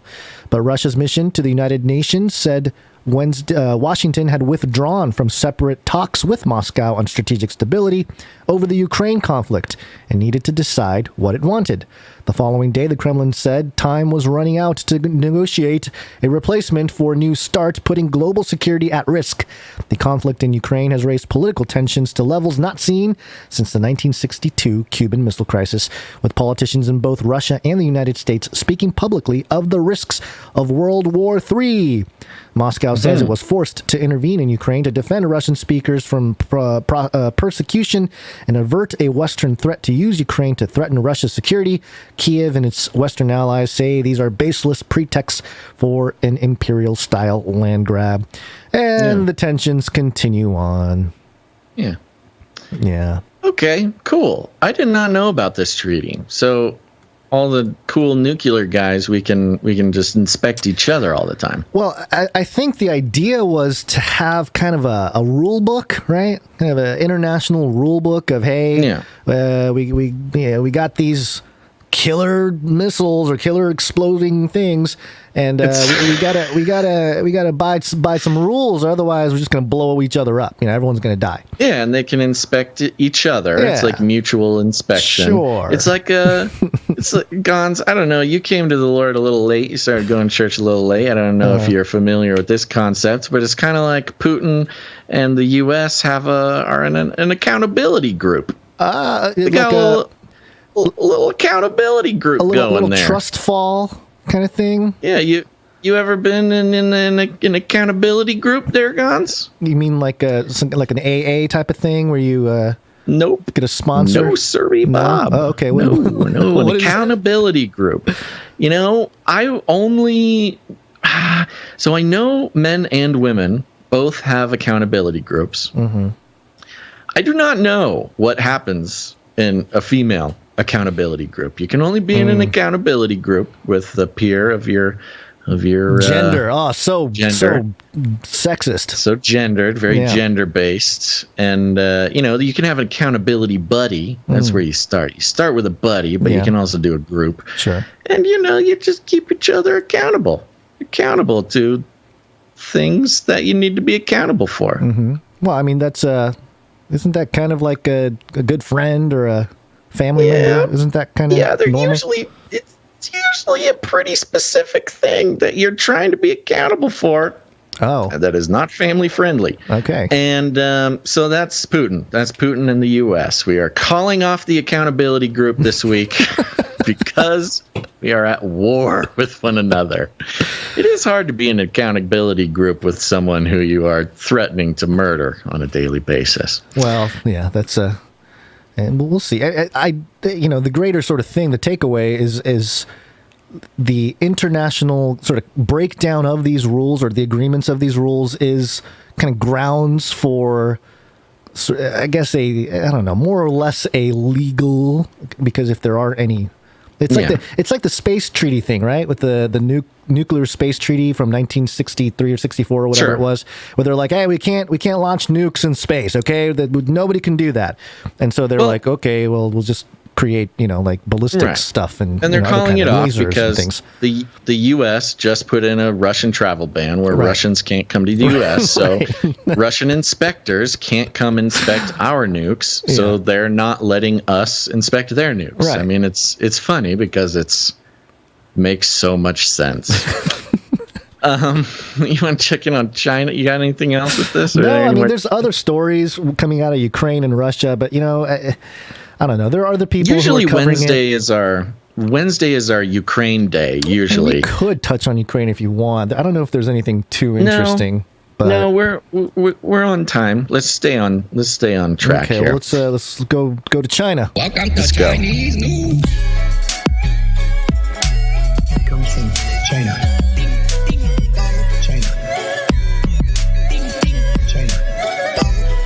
It's not racist at all. It's not racist at all. The nationalpulse.com revealed. Oh. Now, the National Pulse is interesting because we're not quite sure on where it stands. However, Chris Shilzilla unironically retweeted or tweeted a National Pulse article once. So I'm assuming it's accepted in sort of the mainstream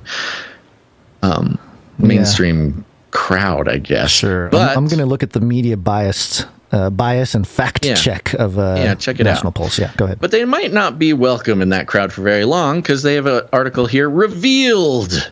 CNN, CNBC, AP met with Chinese Communist Party propagandists in July. Oh, you don't say. Hey, man, my Nancy theory's alive, baby. Oh, no, you do. Oh, I'm shocked. CNN and CNBC and the Associated Press meeting with Chinese propagandists a month ago? You can't possibly be telling the truth, National Pulse. Well, before we get into it, I have it here. The National Pulse is considered extreme right. That is very interesting. By the MediaBiasFactCheck.com, which I'm sure they don't have their own bias, I'm sure, because they're a website. Okay. But propaganda, conspiracy, failed fact checks, extreme right, factual reporting is mixed, press freedom rank is mostly free, low credibility. You go. That's part of the job here, Gons. We do, as if we are pulling from something unknown. We'll check the the rankings. So here's some extreme right propaganda that includes reporting on CNN, CNBC, and AP meeting with Chinese Communist Party propagandists. Major U.S. news outlets, including CNN, CNBC, and the Associated Press, recently met with Chinese Communist Party propagandists flagged by the U.S. government for seeking to, quote, malignly influence U.S. politics. The National Pulse can reveal. They can't. They're being allowed. Are they? Yeah. Is it they have the ability to, or they are being allowed to? Bureau chiefs for the Associated Press, CNN, and CNBC took a meeting with the Chinese People's Association for Friendship with Foreign Countries. Sounds nice. Sounds almost as nice as the People's Liberation Army, which is part of China's billion-dollar United Front effort. The United Front aims to co-opt and neutralize sources of potential opposition to the policies and authority of its ruling Chinese Communist Party, and influence foreign governments to take these are code again. These are quotes, by the way. These are in quotation marks. Co-opt and neutralize sources of potential opposition to the policies and authorities of its ruling Chinese Communist Party, and, quote, influence foreign governments to take action or adopt positions supportive of Beijing's preferred policies, according to the federal U.S. China Security and Economic Review Commission, U.S. government initiative from 2018. Ooh, that's a mouthful. This is interesting. Just a quick mention. I was talking to just sort of a normie, but strangely enough, a normie who was a total zeitgeist 9/11 truther type of person when we were kids, and since then has turned total 100% normie. And I was talking to him about propaganda. And he's like, yeah, I mean, everybody does propaganda. I'm like, yes, I agree. And he's like, yeah, propaganda. The definition of propaganda is just like trying to convince somebody of something. I'm like, yeah, okay. I mean, yeah.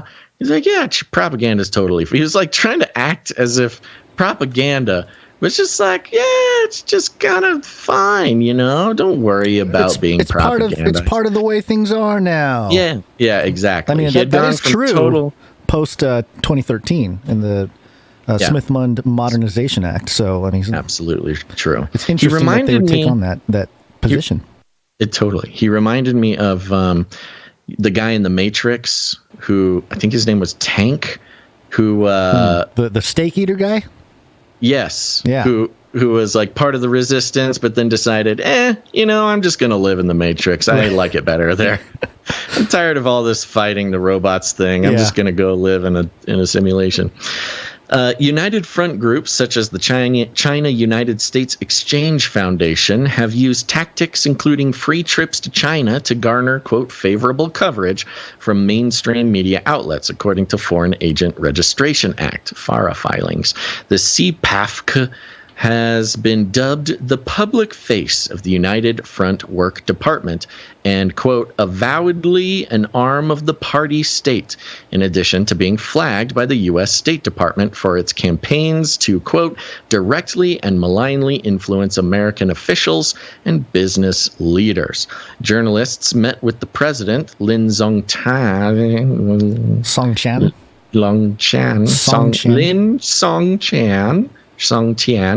at the group's Beijing headquarters on July 20. By the way, I wish that I could just take a running start at these names. I do not mess up these names to be some sort of funny person.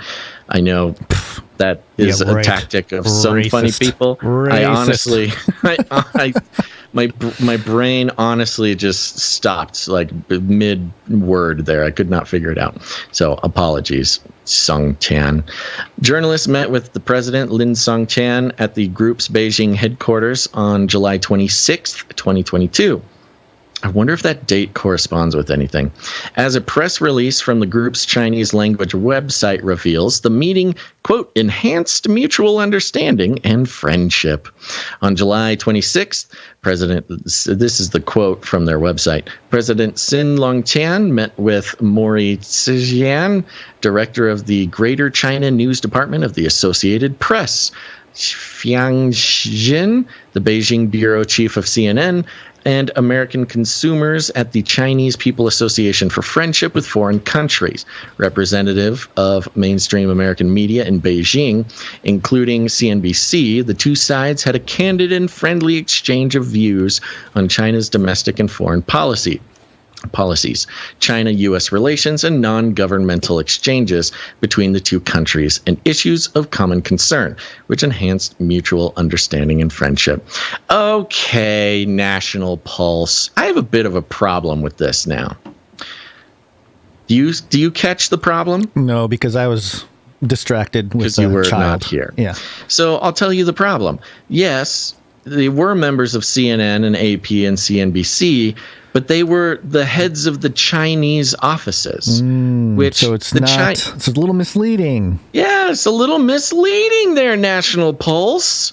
I don't know, man. I don't know if we can trust National Pulse anymore. Well, they are extreme. Because, of course, the CNBC, CNN, AP offices that are located in Beijing would have a meeting with the propaganda department.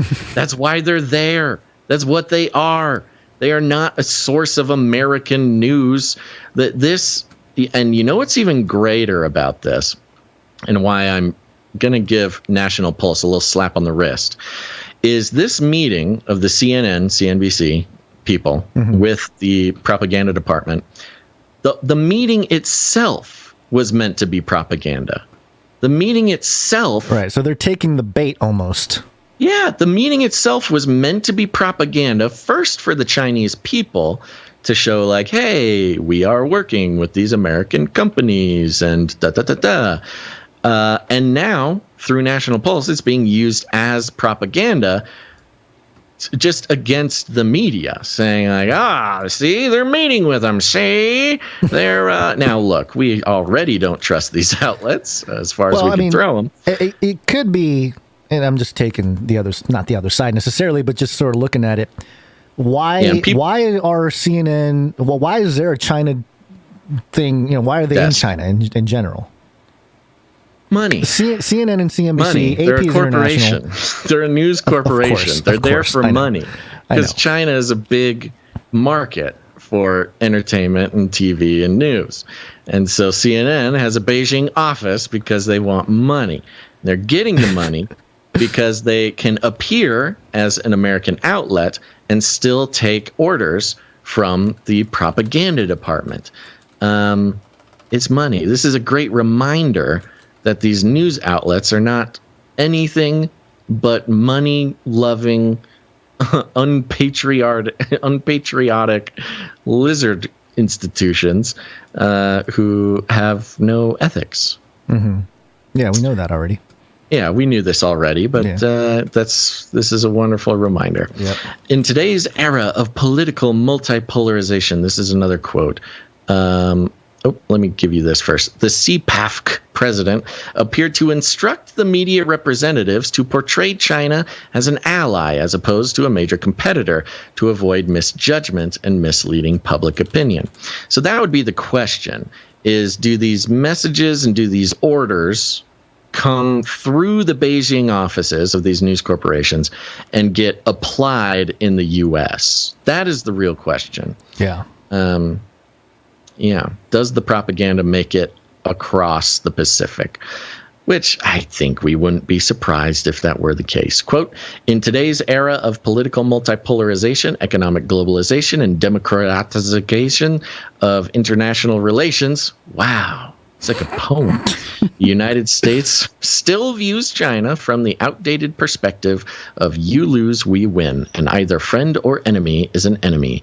Positioning China as a major competitor will inevitably lead to strategic misunderstandings, misjudgment, and misleading public opinion. What if this wasn't propaganda? What if China did really want to be our friend? And all of our anti-China sentiment was completely made up by our media. And all the Taiwan military drills were completely fake. And all of the everything that we have bad to say about China, the communist state, the surveillance state, the Uyghur concentration camps. What if it was all made up? And they're really just really nice. They're just really nice. They love America. They love blue jeans. They want to be our friends. I mean, the citizens are probably in that boat. I don't know that their government is, but what government is for the people? I'm just saying. I mean, as long as we're talking about living in the Matrix here, who knows? Yeah, sure. I'm already in a VR headset. Maybe this whole thing is... Maybe it's all fake. Am I already in an Amazon-branded Amazon Prime nutrient slurry tube hooked up to my, my metaverse? Are long-standing philosophical questions about the brain in the vat and all that kind of stuff. Am I not the first person to think this? No, it's been a long... I remember the brain in the vat thing in my Philosophy 101 class, so... I was thinking about making a pretty good movie. I had this good idea for a movie where, I come out of the Amazon slurry tube that's been sort of powering some sort of monstrosity of a society inhabited entirely by unfeeling, calculating robots, and then I learn kung fu, and then I can rescue everybody else out of their pods. What do you think? Yeah, that's sounds like a pretty good hit. Movie, huh? Yeah, big hit. I think it could really kind of shift the way people think about things. Yeah. The article ends like this: the Unearth webpage follows the National Pulse, linking other individuals and organizations who are often publicly soft on China, affiliating with the CPAFC. Similarly, mainstream media outlets have repeatedly published stories lauding the Chinese Communist Party and uncritically echoing the regime's propaganda and talking points. Well, we can't argue with that. Yeah. Thank you, National Pulse. I'll make one point here, which is sort of kind of a tangent, but also I think it's interesting to point out.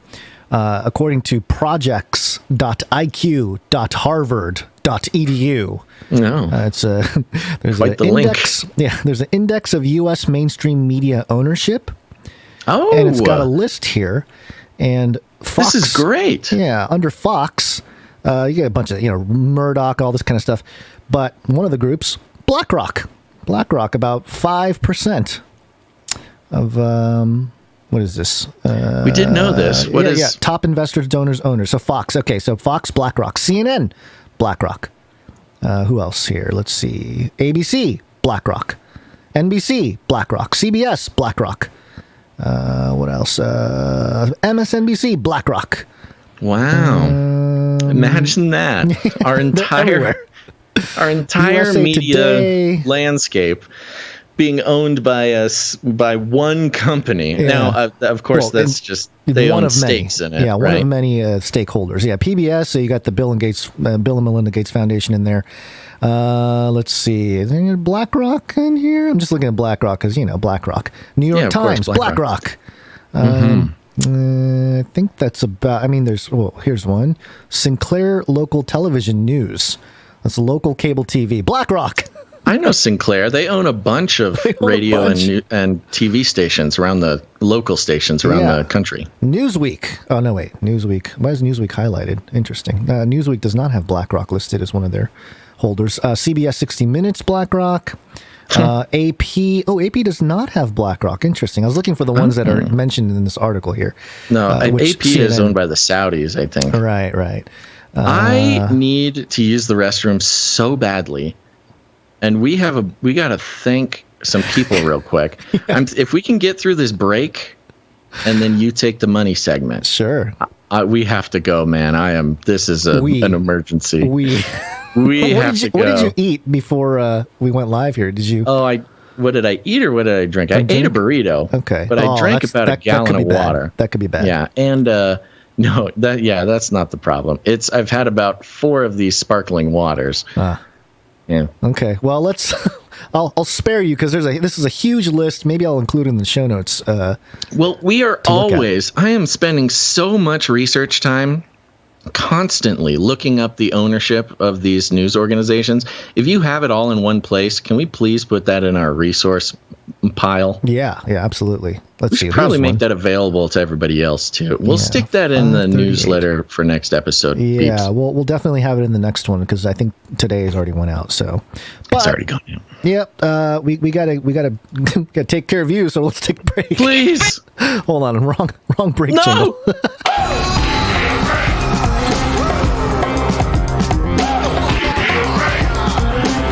It's time for a break.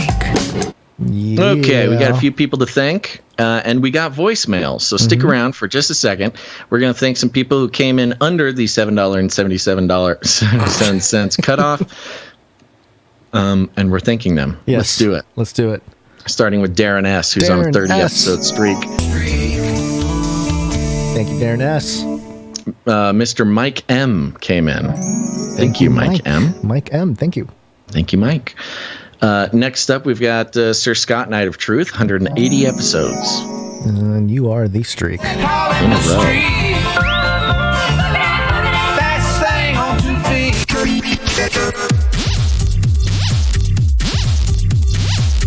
Thank you, Sir Scott. We've got Veronica D, 156 episodes in a row.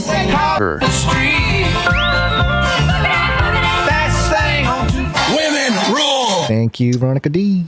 Last but not least, we got Sir Casey the Shield Knight, 191 in a row.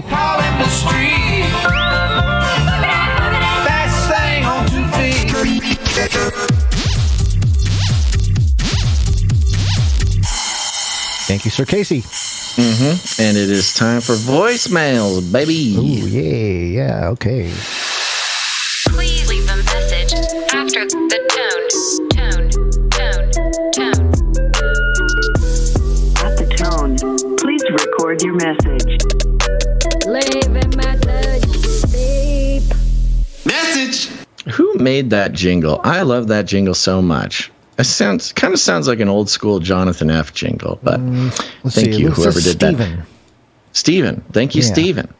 Next, so if you go to canarycrynewstalk.com, you can leave us a message. You'll see a green tab on the side or the bottom. Click on that. A little button will pop up. You can leave us a message right there on the website. It's pretty cool. You're giving us permission to play that message, but it's not guaranteed. First one here from Liquid Bacons. Hey guys, I just want to leave a message for all the Canarians that would be able to benefit from this information.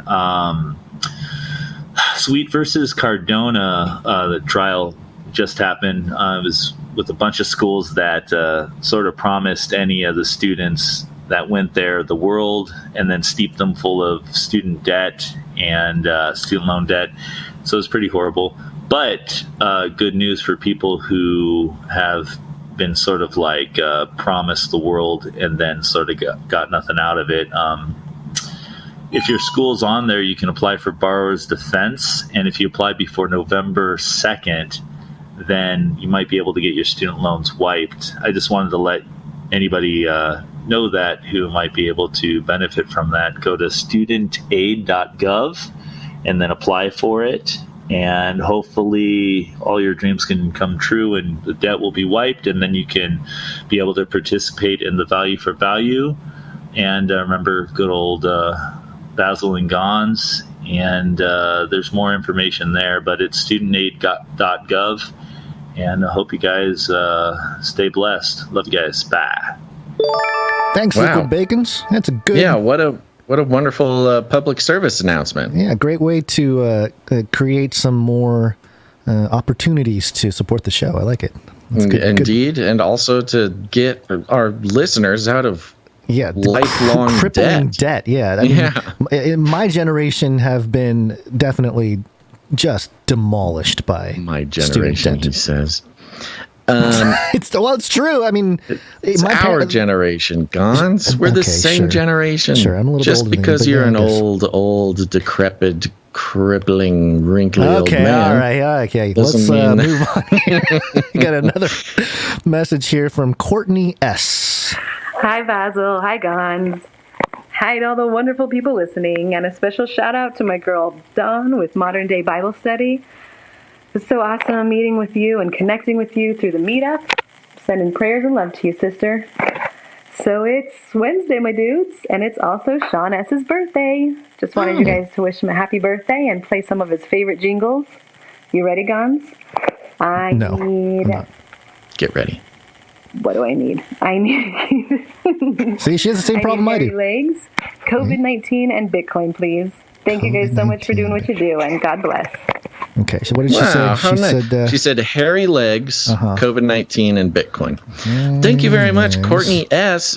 Courtney S. was at the Reno, Nevada meetup. It was wonderful meeting you. And yes, Dawn with Modern Day Bible Study, also lovely person. And Sean S., the man of the hour, happy birthday to you, buddy. It was wonderful meeting up with you and your wonderful children. I still have their sticks and the acorns that I was gifted. And I forgot to mention it. Courtney S. Gave me a wonderful little, I don't have it with me, I meant to bring it on the show, a crocheted little guy, a crocheted little thing that she made, and it was wonderful. I loved it. And to Sean S., happy birthday, my man. Yeah, happy birthday. Let me play the happy birthday jingle first if I can find it. This is a big thing here.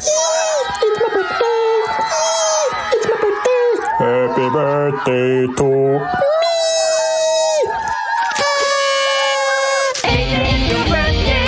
Happy birthday. Happy birthday. And let me, there's one I'm missing here. Where's the COVID? I'm so sick of the COVID stuff. You want to play the looking for the file jingle? Is there a looking for the file jingle? There's a stall. I got the stall. Is there, he says. Lloyd V. Lloyd V sent us the thing. Lloyd V sent us looking for the file, and it is a straight banger. Let's see. Looking for the file. Let me look for the looking for the file. I know. I love file that jingle. joke. Yeah. I love that joke. Let's see. Let me see. Oh, if goodness gracious. Well, is it labeled looking for the file?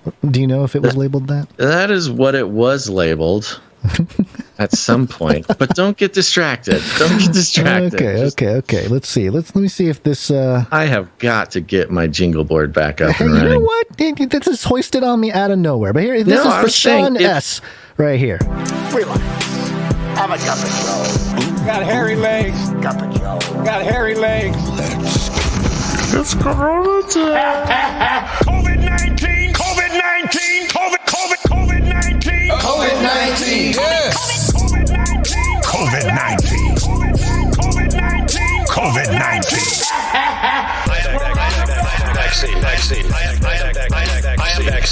Vaccine. Number one way. Bitcoin go to moon. There you go. It's been a while or that one. Yeah. Well, it's been a bear market, so it's appropriate. And I was just saying, I should get my jingle board going so I can just have the looking for the file, just to fill in the gaps. Yeah.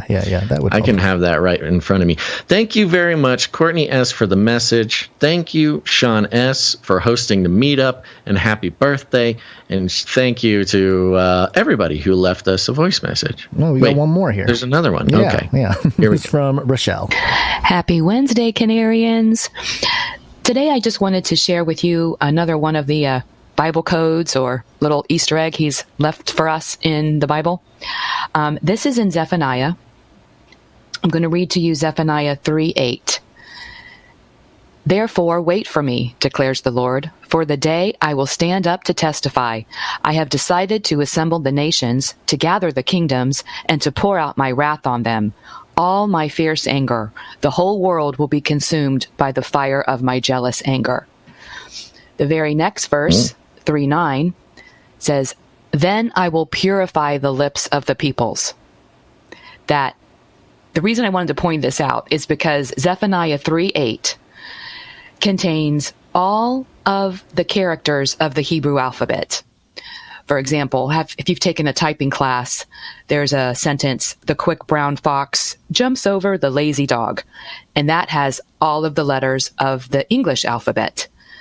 I just thought this was really neat that he gives us this terrible warning in Zephaniah 3:8 And then 3:9 says that this is going to purify us and restore us.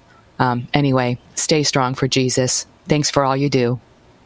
Thanks, Rochelle. Appreciate it. Thank you very much. Yeah, it's very cool. fun. Yeah, I love these little nuggets. Those are cool things in the Bible that you're just not going to hear in Sunday school.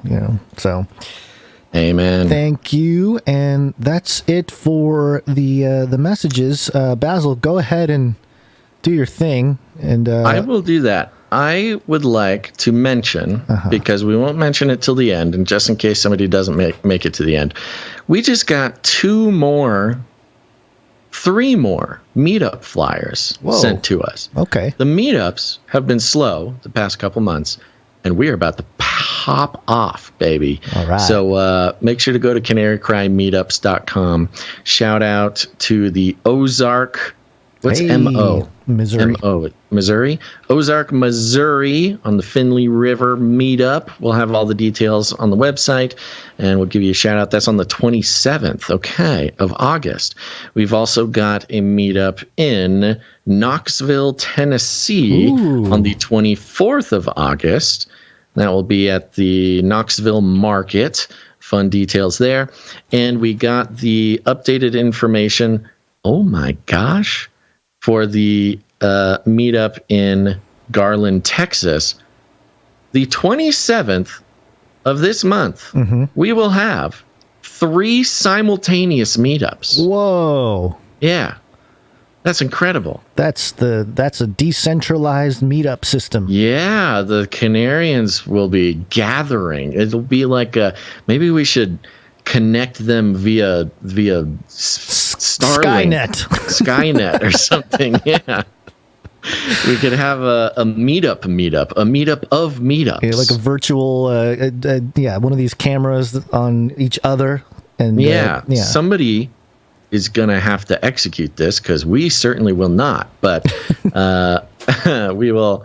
We'll get everybody in touch. Adam42, who manages our Discord channel, will. I'm voting you to get in touch with people if that's what we want to do. Okay. I'm going to go now. Okay. Here we go. Okay, be right back. Yes, it's wake up time. Hey, yo, wake up. We're going to talk some money.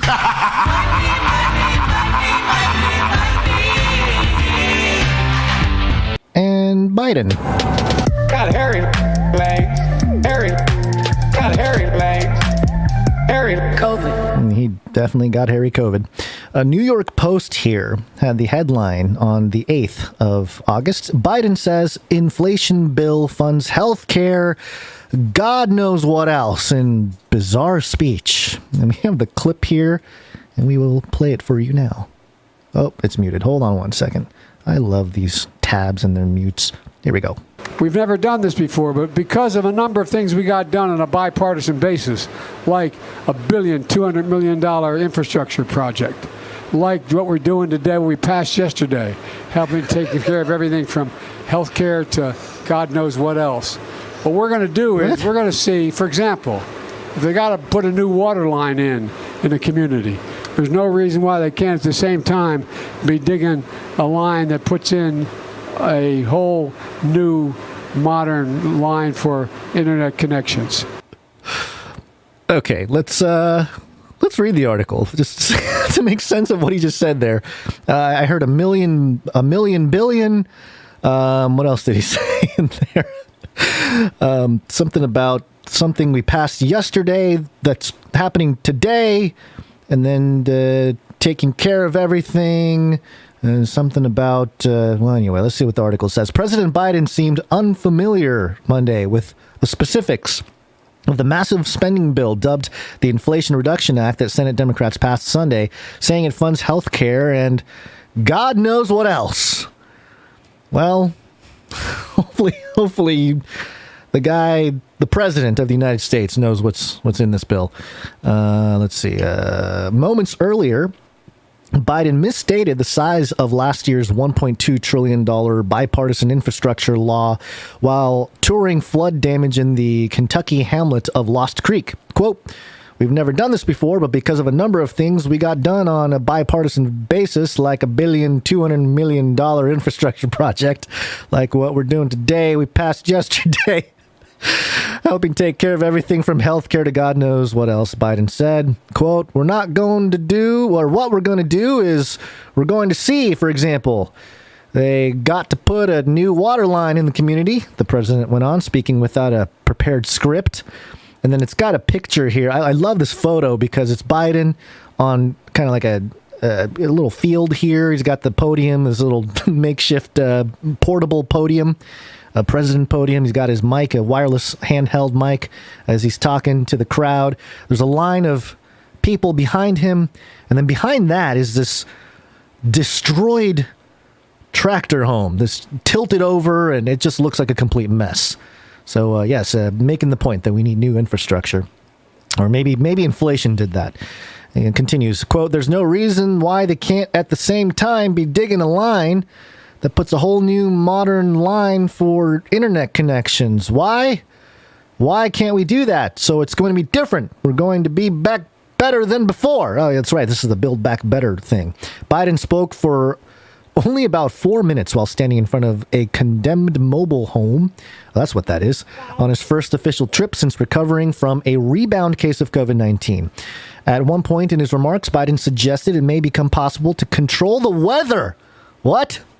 Wow, spilling the beans.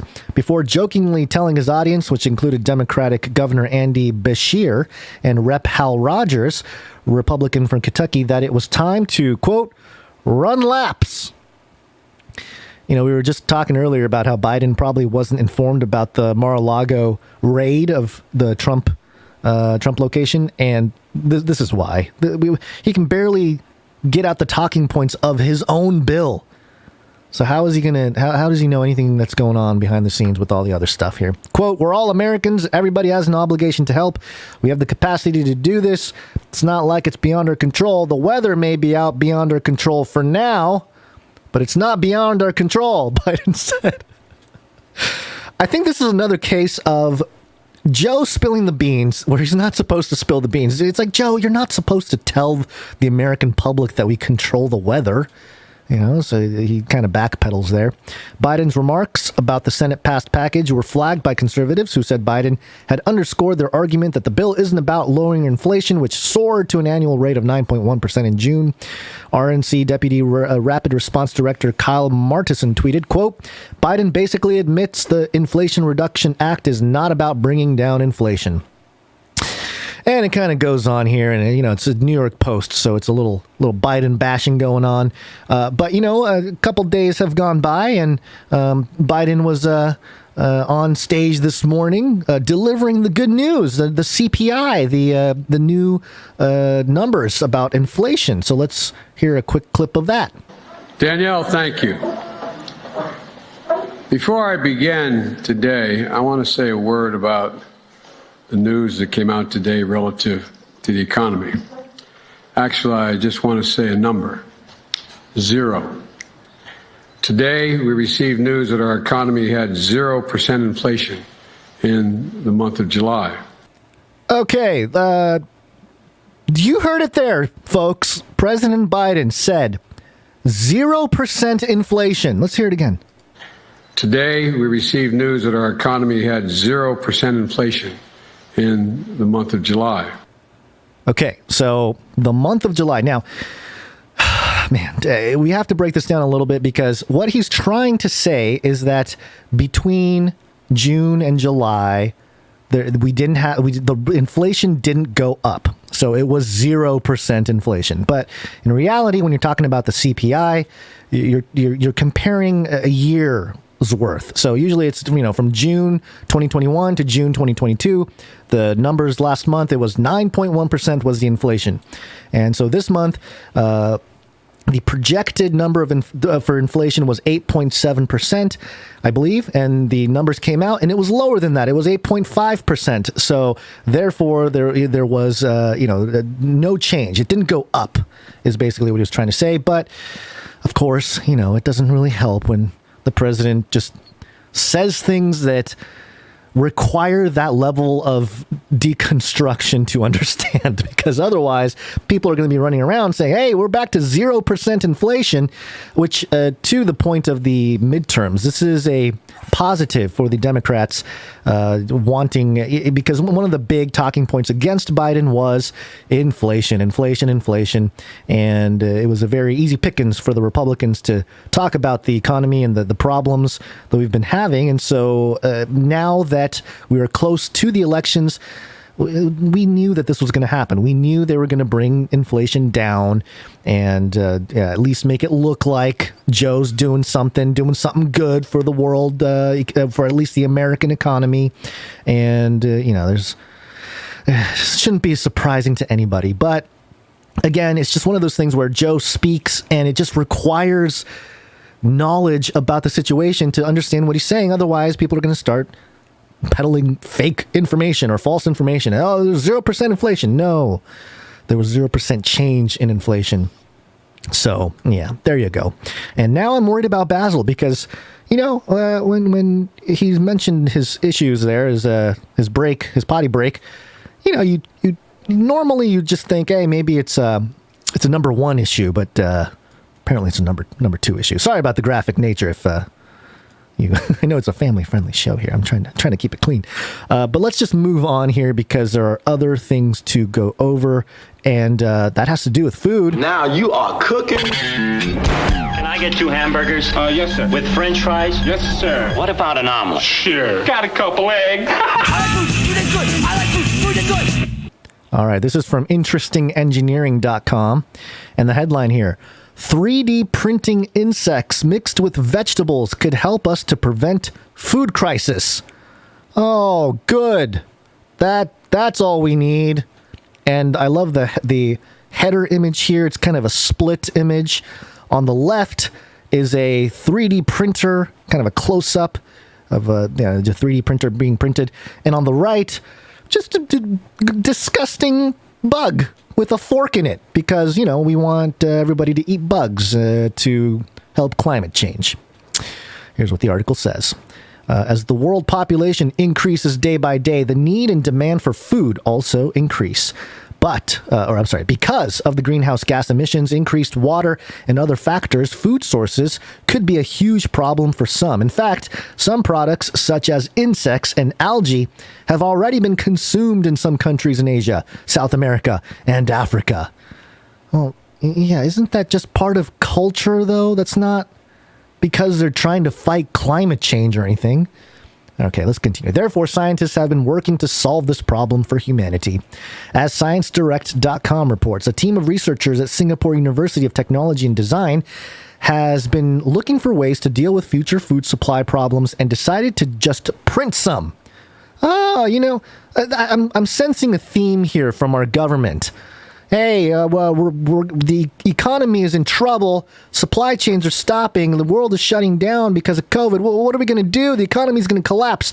Oh, I know. Let's just print money. Yeah, print that cash. And I guess they're just kind of, hey, it worked for the economy. Maybe it'll work for other things too. Let's just print our bug food. Rather than eating crickets or larvae by themselves, researchers decided to combine them with more commonly eaten vegetables like carrots to change the flavor. Oh, good. Quote, the appearance and taste of such alternative proteins, I think we're going to be hearing that some more, can be disconcerting for many. This is where the versatility of 3D food printing rises to the challenge, as it can transform how food is presented and overcome the inertia of consumer inhibitions. Says Chuao Chi Kai, study co-author and professor at Singapore University of Technology and Design. And then there's a little picture here. I guess some kind of graph about the optimized ink printing of pyramid, octopus, and turtle. I'm kind of speechless here because what we have is a 3D printed food in various shapes. And so on the top here, you got cricket. And let me just zoom in here for our video people here. We got the cricket, which is kind of got a brown pyramid, and then the same brown colored octopus shape.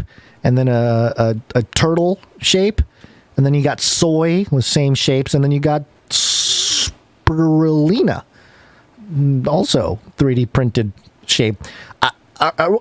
This is not appetizing. I don't know how they're going to get people to eat this. I guess people will be desperate enough, but let's continue here. Combining foods is not an easy process.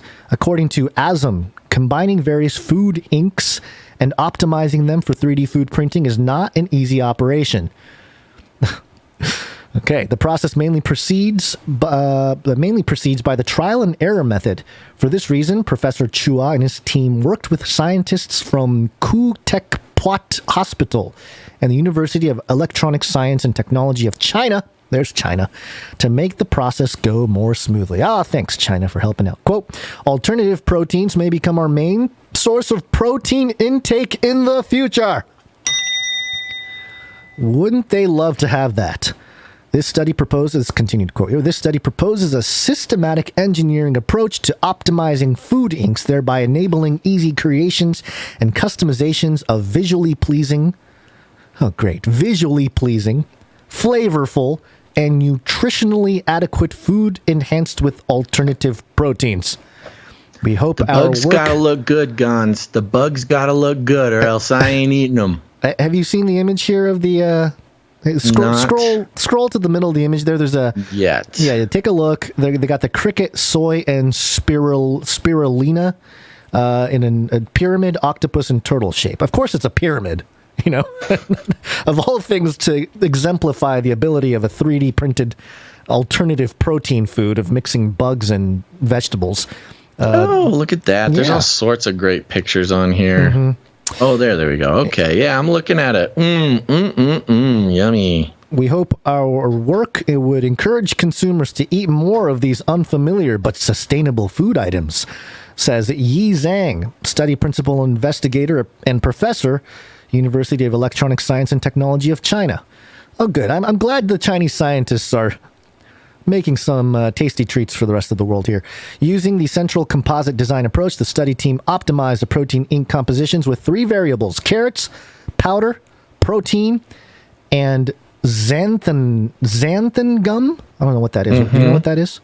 Yeah, it's like in everything. Okay. I don't know why you would just make something out of that. I think in the U.S. we use it as a thickener and a preservative. In addition to flavor, nutrients, and color, the carrot powder helped provide mechanical strength to the formula inks. Akanksha Pant, the correspondent author of the paper and research associate from SUTD, stated, quote, this research study can also be generalized for other food ingredients, and the response of the food inks like texture, printability, water seepage may be included for optimization. Water seepage. The response surface method approach may lead researchers to adopt a similar method for optimizing 3D FP food inks constituting complex multi-component food ingredients. Sounds delicious. Goes into some 3D printing stuff here. But yeah, basically the idea is to take bugs, combine it with some veggies, and it's going to save the world, Basil. Because basically it's like a soft serve machine. It's like you can get the bugs, make them all mushy, get them all mushy, and put them in this soft serve machine. But instead of like a fun spiral, it puts it in the shape of a octopus, a delicious octopus for some reason, and a turtle, which I think that's illegal. I don't think you can do that. I mean, if you want to signal Illuminati, you got the octopus, right? You got the octopuses all over, the tentacles that reach everywhere. You got the pyramid. Well, what's with the turtle? What's the turtle reference? Turtles all the way down? Flat Earth? It's for climate change. Climate change. Yeah. Welcome to Flavor Town. Yeah. Thank you, Simple Witness. Yeah. Oh no, that was Stephen in the chat there. I'm thinking there's an opportunity here, Gons. You want to exit? You want to feed people? I was thinking about this morning, which I don't know why I was thinking about this, but I was hearing about the food prices still going up. Of course, inflation is down, and we just talked about that with Biden's kind of fumbling speeches on everything from his bill that he doesn't know about to, his whole thing, the 0% inflation comment from this morning. Yes. Mm-hmm. But food prices are still going up in the UK. Food prices are going up in the United States. And for some reason, I had this thought in my head. Has the obesity bubble popped in the United States? Oh, they seem to be trying to make that happen, don't they? If you think about the Hegelian dialectic, right? Mm-hmm. I mean, you can't really control food unless you have a problem with food. It would certainly be difficult to become obese if you're eating spirulina and crickets and whatever the other thing was. Carrots. Soy. Yeah, soy, carrots, all kinds of stuff. So yeah, didn't the Beyond Meat, didn't they crash and burn their stock prices? People are like getting over the whole... I have no idea. I have not been following that. But here's the idea, Gons. Look, we know the world is going in this direction. Mm-hmm. We have kicked ourselves so many times for not taking our own advice. We can tell the future. If only I had trademarked googly eyes on a headset. If only we had trademarked the Flippy update. If only we had done the legal legwork that it takes to solidify the sort of future telling that we do. I'm not claiming any supernatural abilities here. I'm just saying we're tuned in, man. We are tuned in.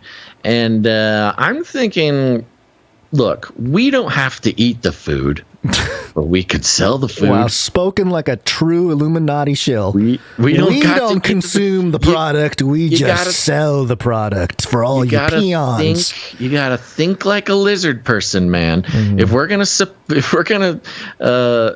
secure our future beef eating lifestyle, we're going to need to make some real lizard person money.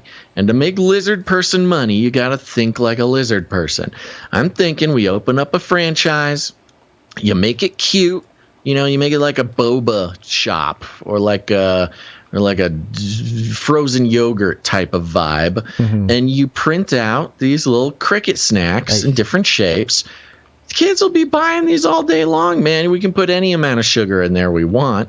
Nobody's going to check. Nobody's going to check how much sugar we put in the cricket octopus. Maybe we, we take on the whole idea of letting, hiding in plain sight kind of thing, but not necessarily hiding and just saying like, hey, if you eat this, you are part of the problem. No, but there's a secret menu. Oh.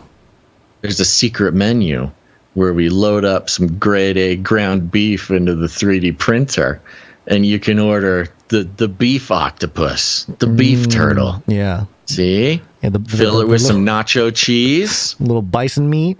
You got to be on the inside. You got to know the secret menu to get that sweet, sweet beef turtle. Yeah. I think I'm onto something.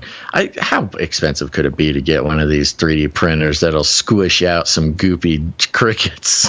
It can't be that much. That means we're going to have to harvest bugs and, the whole deal. I've thought about this. It has occurred to me. Again, in the spirit of not being caught with our pants down, not taking our own advice so many times. And people stealing our ideas, people making millions of dollars off our ideas. I'm thinking, I got some space out here on the compound. Mm-hmm. I was looking at what it would take to start growing some grubs. Mm-hmm. Now, first of all, I got chickens to feed. Okay. Yeah. So that's number one. It's chicken. Have you looked at how much grubs are freeze-dried grubs for chickens? No. $45 for 5 pounds of bugs. $45. Wow. It's crazy. And these chickens, they gobble them up all day long. They love these grubby little grubs. And look, even if we don't do the 3D printing thing, I'm thinking of starting a chicken grub company because these chickens are eating me out of house and home. Good stuff. Yeah. If I stop giving them the freeze-dried grubs, they will murder me. They will kill me in their sleep. They love these things. Yeah. I have the investing.com article here from 4 hours ago. Beyond Meat, shares plummet as Americans don't swallow plant-based burgers. Yeah. Yeah. Sorry, lizard people. Yeah, okay, well, maybe this is a bad idea then. No, I don't think... Well... Although the chicken thing, I'm telling you, man. Yeah. I don't know how many grubs I could grow, but how expensive could it be to grow some grubs, freeze dry them, sell them for $45? We could undercut. Those are the cheap ones too. We could undercut. We could take over the grub market. I like the way you think. You know what we can do is just in general. I think we're gonna move towards an eating goo type of society. So let's just actually get real stuff, not insects, but just real food, but just gooify it, and create little tablets of our googly eye faces or something that people can pop. I hear you. Yeah.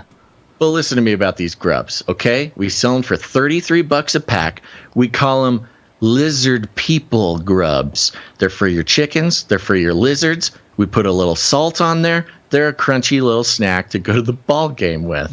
It's this is how we do it, man. You this know is what's how going we to happen? survive. We're not going to act on it, and then 3 years from now, we're going to Somebody's going to do it. Yeah, some podcaster that came up with a brilliant idea. Adam Carolla's going to do it. I'll tell you that much. He's probably already working on it. Yeah. All right. Well, you ready to take a break here and thank some more producers? Oh, yeah. This is a break. Don't just consume the content, but become the content. Become the content. We're taking another quick break here, and we're going to thank our producers who come in with their talent. We call upon our listeners to step up and become producers of the show by contributing with their God-given talent. Don't just consume the content, but actually provide value back by building the culture behind the community here at Canary Cry News Talk. All we ask is that whatever you make is for the show. And we have a few things to share with you today. We're going to start with some audio production. Audio production.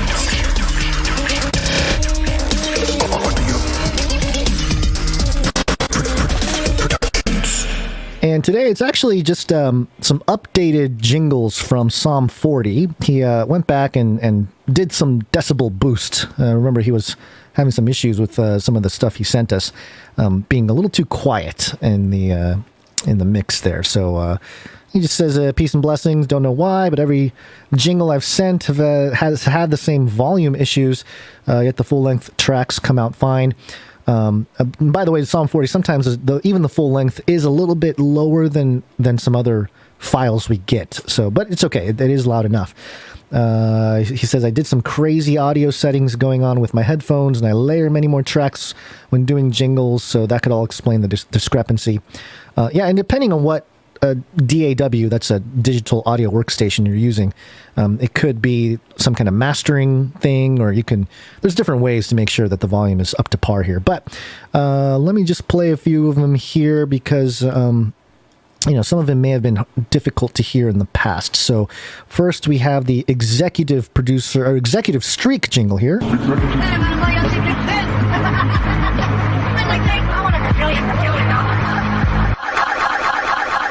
Woo! It's definitely loud. Rowdy. Yeah. Rowdy. Good stuff. He also has what is this one? This one is the Friday boosted, yes. You gonna learn today? Cause it's Friday, you ain't got no job, and you ain't got shit. Are you not entertained? You know what? I should have done this in better order here because he has another executive streak boosted one. Executive streak.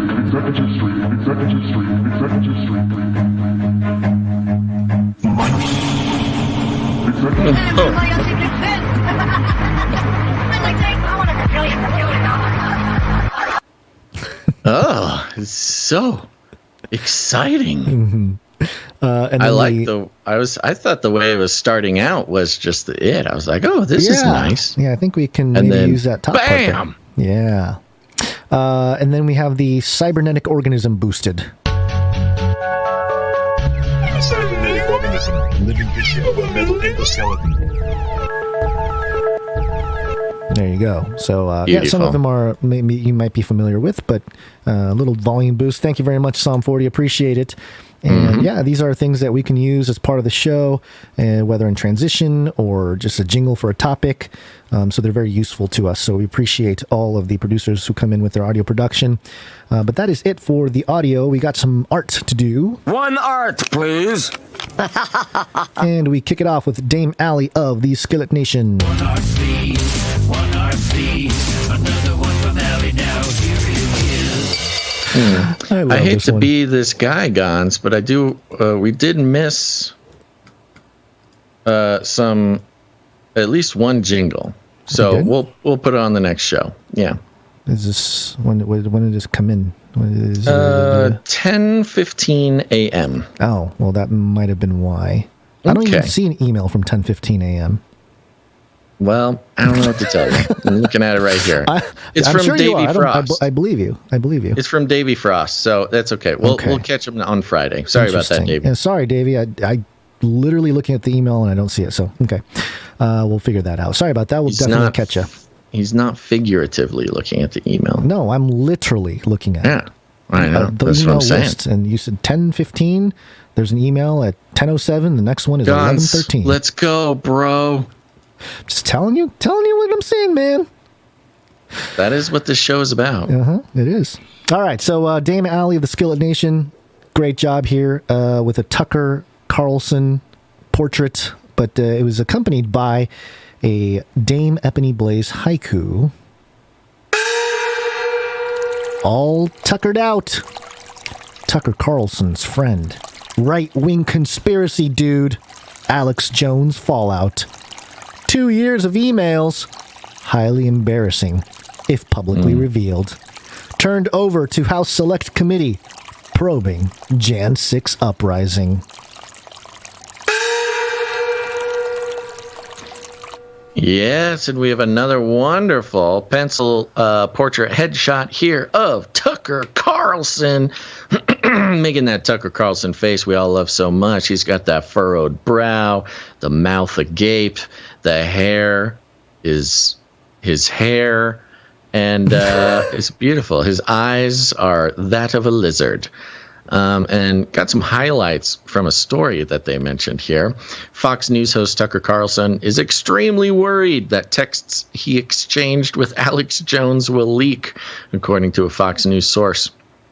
Carlson and the right-wing conspiracy theorists trade text messages on a daily basis. And they say those communications would be highly embarrassing for the Fox News host if they were publicly revealed. 2 years' worth of messages sent and received by Jones have been turned over to the House Select Committee investigating the Jan 6 insurrection. Whoa, that would be embarrassing. Probably even more embarrassing because they're not very interesting. Yeah. They're probably just like, hey, bro, how you doing? Oh, you catch the game? No, man, I don't know what the voices I'm doing here. The Alex Jones voice? Yeah, they're probably talking about maybe they're like online dating profiles or something. The lizard people coming after me in court. Thank you very much, Dame Allie and Dame Ebony Blaze. Appreciate it. Next up, we have Sir Dove, Knight of Ruspeltia. One art piece from Dove. Here's a note piece for this week's NWO Fantasy League update. We've got some more promotional artwork after the Humans quarterback Zuck fumbles the ball at the goal line. The Queen sees it and scoops up the pigskin, carrying it in for a touchdown. Then proceeds to rub it in the opposing fans' faces by doing her signature dance, the Lizzie Shuffle. The Lizzie Shuffle. Do the Lizzie Shuffle. Looking great for 96. The Queen credits Lunarade with helping her still put on peak athletic performance. Hope you guys like it. Keep doing what you do, and I'll keep praying for you. It's Dove. Thank you very much, Sir Dove. And yes, here we are. It is Lizzie doing the Lizzie Shuffle. She's so agile for her age. Number 96. She's got the human logo on the side of her helmet, the lizard with the circle with the cross through it, or with the line through it, a badge on her jersey. She's sticking out her tongue, taunting the opposition. Her lizard eyes glaring in the sun, and little Baphomet earrings there. That's fun. Baphomet earrings are cool, and got that. Her teeth are, the teeth have this jagged sort of they're sharpened. It's sharpened, yeah. Yeah, they're sharpened to a point. And there is a little Easter egg in here in the back. The referee, googly eyes. Oh, googly eye referee. You know what's so funny? I didn't look very close at him, but kind of in my periphery, I saw him back there. And, Dove does these sort of mixed medium pieces where the background is a live image, like from an actual football game. And so the referee is not animated.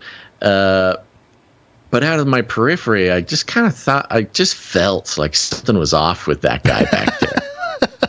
Now that I zoom in, yes, he has hilarious googly eyes. Wow, that's some self-reflection right there. I think when people kind of just see you on the periphery of their phones or computer screens. No, I make people very uneasy. Yeah. And we got the NWO Fantasy League logo there in the corner, which gives me a great reason to plug the NWO Fantasy League. That's NWOFL.com. Go check it out. Go sign up for the first season of the New World Order Fantasy League. Don't know what that is? Well, go to NWOFL.com and learn about it. And then put in your email there and get in line, baby, because it's going to be awesome. It is a New World Order Fantasy League. They're all 100% eugenics, transhumanist lizards that control everything. They hate you. That they do. Thank you, Sir Dove. Appreciate it. We have a couple pieces here from David C.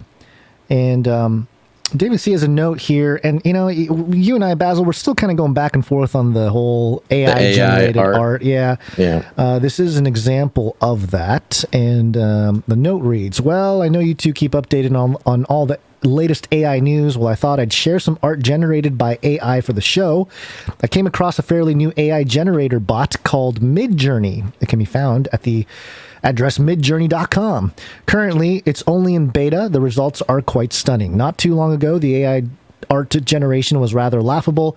This bot produces some crazy, amazing stuff. Anyway, I've included a few of these AI generated things. You can see the keywords that prompted the generation of the file names. Maybe the audience would be interested to try it, as it's currently free to use in the beta. This is an interesting one. Midjourney.com. This is some of the best AI art I have seen. Most of the AI art is too weird, too trippy, too spooky, it's all too swirly, abstract to really kind of fully appreciate. Now, this is a bit of a different story. We did only grab a couple of these for reasons. We're still kind of trying to figure out if AI art belongs on the show. But as of now, according to the mainstream articles that we read, they do technically still count as art because the person who prompts them is considered an artist. So thank you, David C. I picked a couple of them. Let's start with the cyborg one. Yeah, I'm showing it now. It's a cyborg with googly eyes. Well, Neo? Yeah, so this was the prompt was Canary Cyborg with googly eyes was the prompt here, I think. Okay. I don't have there's a little bit more. I mean, there's eyes, Neopunk, High D. I don't know if that's part of it. Yeah, I think maybe those were like keywords that he could choose or something. I'm not exactly sure. But, you look at this, and for those who are just listening, it is more or less the face of a canary with a tiny little robot body, a very high quality in the graphics. Most of these AI art things are sort of, they kind of look like smudgy paintings. Yeah, it's more abstract. This is more Right. Clear cut, and this is sort of realistic, like photorealism. Yeah. And it's got a hyper photorealistic little bird body on the bottom and a gigantic canary head. And it's got two humongous cyborg eyes, which are sort of a cyborgy version of googly eyes. I mean, it's about pretty. It's like, it looks like a screen capture from like a really well done independent sci-fi movie. It's pretty interesting. I'm probably going to go play around with this one because it's much more compelling than what's the other one? DALL-E 2. Right. So very fun. Thank you for that, Dave. The second one here, the one I have is this Conspiracy. One spooked me. Yeah, Conspiracy Canary. Conspiracy Canary. It is just a straight up headshot, shoulders up. This one is more in sort of a painting style, but still very formed. It's got a form to it, unlike DALL-E paintings that have almost no form to them. And it is a big yellow canary, lit from the top, and the lighting is well placed. Regular beak, two horrifying black eyes, like the shape of a gray alien's eye. I was gonna say sort of alien shaped eye, and they're humongous. And this one spooked the pants off me, which is why I was impressed and wanted to bring it to the show. And then right in between the eyes, right in the middle, above the beak, there's sort of like a third eye, like creepy, tiny little third eye where the beak meets the face. It was horrifying, but very compelling piece of AI art here. Thank you very much for this, David. Yeah, thank you, David C. And yeah, if it's compelling enough, we will share it. But it was certainly compelling. Yeah. So appreciate that. Thank you very much. That does it for the artwork. We do have a couple of microfiction today. Microfiction. Microfiction. And the first one comes from Runksmash.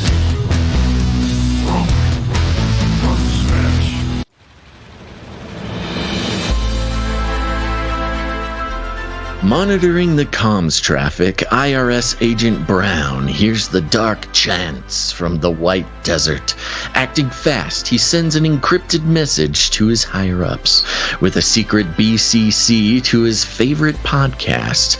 Then he heads to the armory for his scary assault rifle.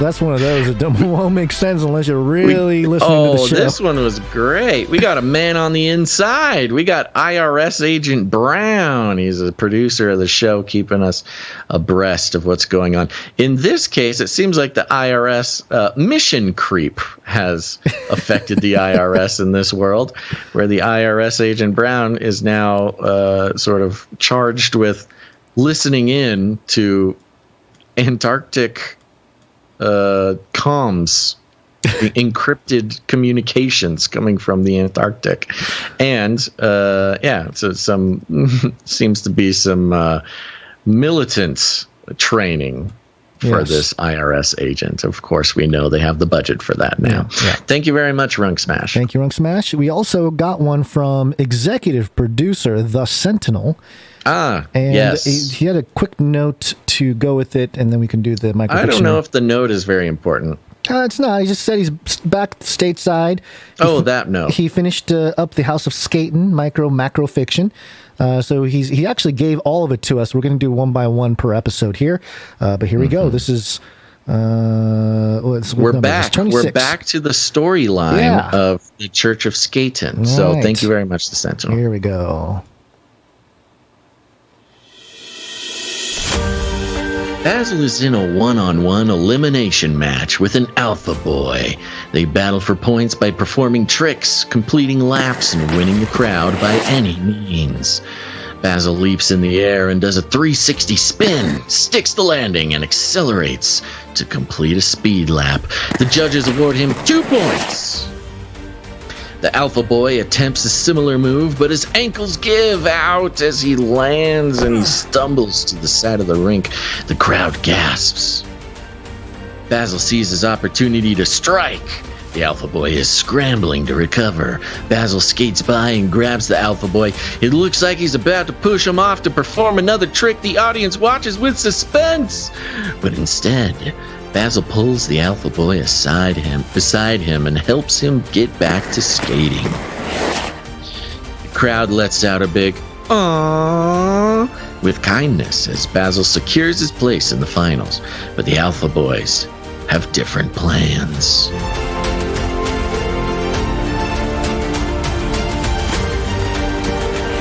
And you're trying to be a good Heart Samaritan. Of gold.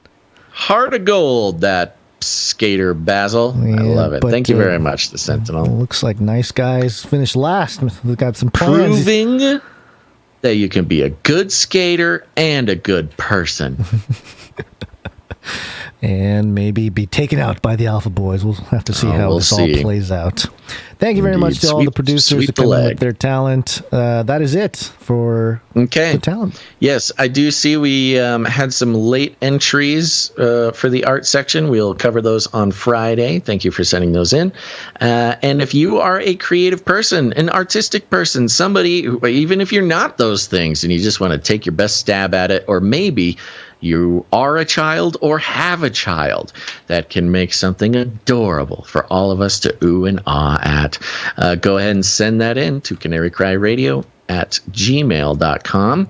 Artist submission portal soon to come, so keep an eye out for that announcement. But for now, you can email it all to canarycryradio@gmail.com. There you go. Yes, it's wake-up time. Hey, yo, wake up.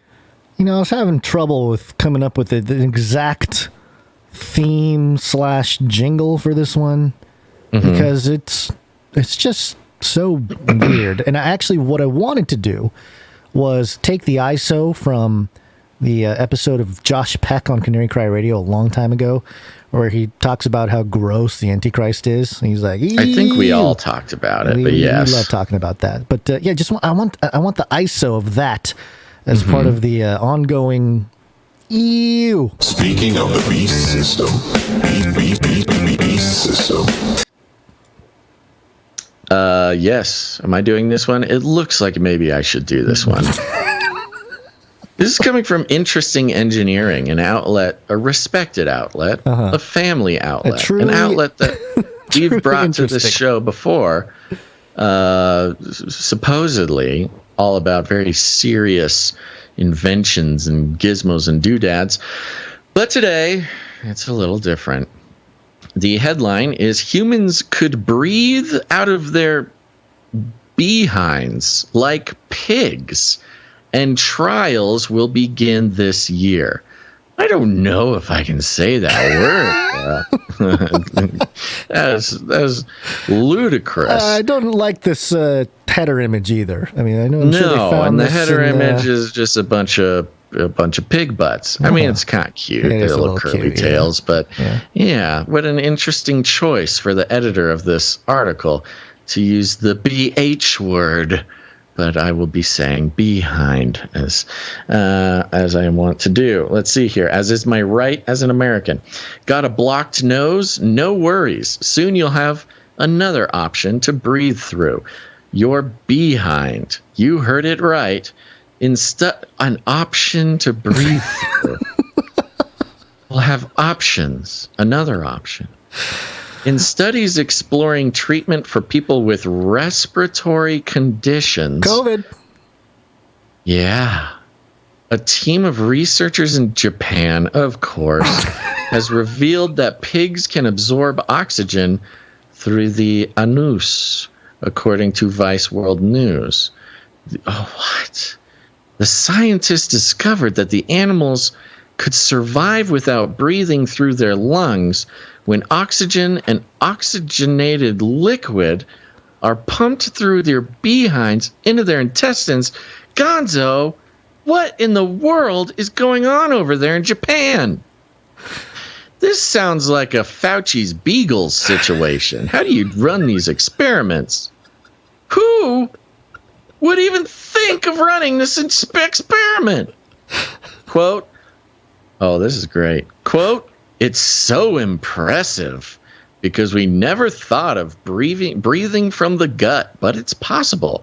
Takanori Takibi, an author of the study and a doctor at the Tokyo Medical and Dental University, and weird pervert, told Vice World News last year Takibi and his colleagues from Nagoya University Graduate School and Kyoto University's Department of Respiratory Surgery published their study focusing on mice. Oh no. And mice and how rodents and pigs share with focus on mice and how rodents and pigs share with certain aquatic organisms the ability to use their intestines for respiration.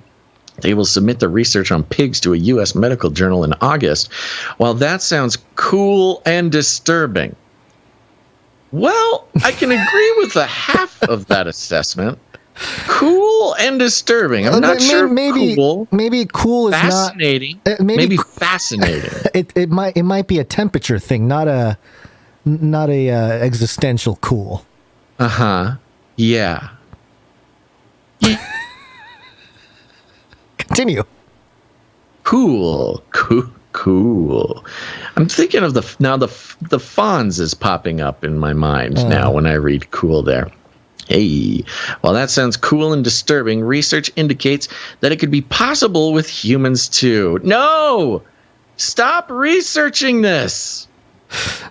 Considering that pigs are closer to the latter in physiology and genetic makeup. They do think of us as pigs, don't they? They do. They love thinking that. Pigs in human clothing. The scientists observed the unconventional breathing method.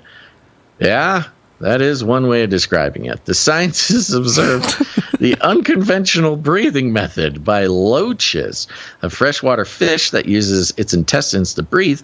They found that the structure of the loach's guts tissues changed to allow for easier breathing in conditions where there isn't enough oxygen available at the tissue level. Takibi had tested mice to check if animals would also breathe through their anus in oxygen-deprived conditions. He suffocated these mice. For science! And left their How dare you? This is for humanity! He left the mice's butts out in the air and put the front of the mouse underwater. This is not okay. According to the findings published in the journal Med last year. Med, you cannot publish this. Quote, I'm always very skeptical about the results. But it turns out every time we do the tests, we can get reproducible data sets, said Takibi. Maybe you're throwing this guy under the bus. Maybe he stumbled like any kind of science. He stumbles across it. Oh, yeah, just whoopsie doodles. I was totally doing something else when I was suffocating all these pigs and mice. Oh, he's like, he was in the lab late at night when he thought nobody would be there and a janitor walked in and he's suffocating these mice and these pigs for pleasure or something. And they won't die. The janitor walks, yes, they knew too much. These pigs and these mice knew too much. And the janitor walks in and he's like, I'm just doing some science. And the janitor's like, I'm just a janitor, man, but this doesn't look like science. He's like, no, it's science. These guys can breathe through their butt. Fine. I'm a scientist, and I'm totally not on some sort of list or registry somewhere, and don't have to tell my neighbors when I move into the neighborhood. I don't live within 5 miles of a school, but that's my own choice and not legally mandated, said Takibi. Takibi's study revealed that mice who received the treatment lived longer than what treatment? The liquid. Oh, the liquid. Takibi's study revealed that mice who received the treatment longer, than the ones that didn't. So they died anyways. They lived longer, but the the treatment mice still died. This is not okay. Okay, I'm just going to make it through this. The experiments showed that mammals could survive longer in low oxygen situations when given oxygenated gas or liquid through their rectums. Oh. However, this isn't an evolutionary okay? This isn't an evolutionary adaptation for mammals like loaches and catfish. Is he making a case for creationism? This proves there's a God, he said to himself. Now, why is this study crucial? Why is this study crucial, Gons? Crucial enough to bring to this family program. It could provide options for treating patients who suffer respiratory failure. Doctors opt for mechanical ventilation when a patient needs oxygen. In the process, a machine pushes air through the windpipe. Sound familiar? Sound Cuomo, yeah. Cuomo Ventilators. Action? Yeah. It's the COVID ventilators. Watch out. New wave of COVID patients. I mean, seriously, though, you're not getting the ventilator treatment anymore. I'll tell you that much. Another technique called extracorporeal membrane oxygenation, wherein blood is pumped out of the body, reoxygenated with a machine, is also attempted. However, it carries the risk of bleeding and blood clots. That's when Takibi considers the unusual but life-saving option. In his former experiment, and it goes on. There's not that much left. In his former, there was an experiment before this. Great. Lifelong scientist doing hard work. How dare you? He's done it before, and he'll do it again. In his former experiment, his team also eliminated barriers that could prevent oxygen uptake in the gut. He scraped the mice's mucosa, the innermost layer of, this is giving me a tummy ache, layer of the gastrointestinal tract, and then injected the gaseous oxygen into the animals. If anything, this helped the rodents survive even longer. Oh, I'm sure they were so grateful. These mice stopped gasping for air and showed zero signs of cardiac arrest. What a breakthrough. The researchers also tried delivering oxygen in liquid form, as mucosal removal could be uncomfortable for patients. They added oxygen to perfluorodecalan, a chemical that can dissolve large amounts of oxygen. Upon injecting the liquid into the mice's behinds, oxygen levels improved. The same holds when tested on pigs and rats. There's a third victim. Caleb Kelly, a gastroenterology fellow at Yale University. There it is again. Yale. Oh, Yale. I'm not affiliated with the study, though, but of course commenting on the most cutting edge of control methodologies. Well, Yale has to get their 2 cents in. They're not going to be drowning any animals or people without Yale's approval. Fellow at Caleb Kelly, a gastroenterology fellow at Yale University who's not affiliated with the study, described the scientists' newfound method as promising. He said with a diabolical grin. However, Kelly added that animal models don't accurately depict what critically ill patients might experience during respiratory failure.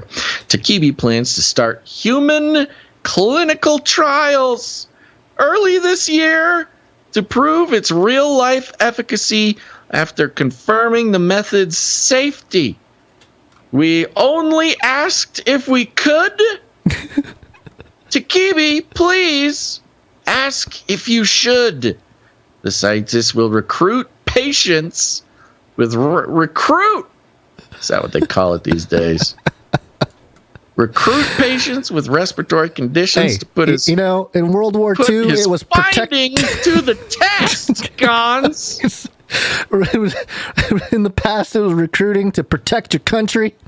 Yeah. Now it's to protect from. It's your patriotic duty. Deprivation. To stick your head in this water and let Takibi fix you. It ends with saying, well, it's always great to have options. Science is truth. Oh, interesting engineering. This is really something, ain't it? I mean, you think about the beast system.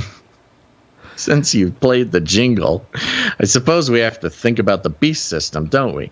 The genetic modifications, the cyborgism. I'm sure you could create some sort of mechanism, some sort of implant.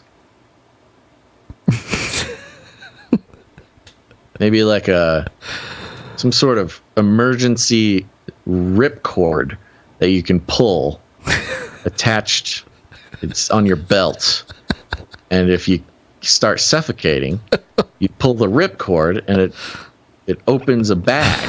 You know, this that's could been be installed prior, and you can breathe anywhere. This could also possibly be a kind of a last-ditch effort alternative backup resource if you're in quote-unquote space.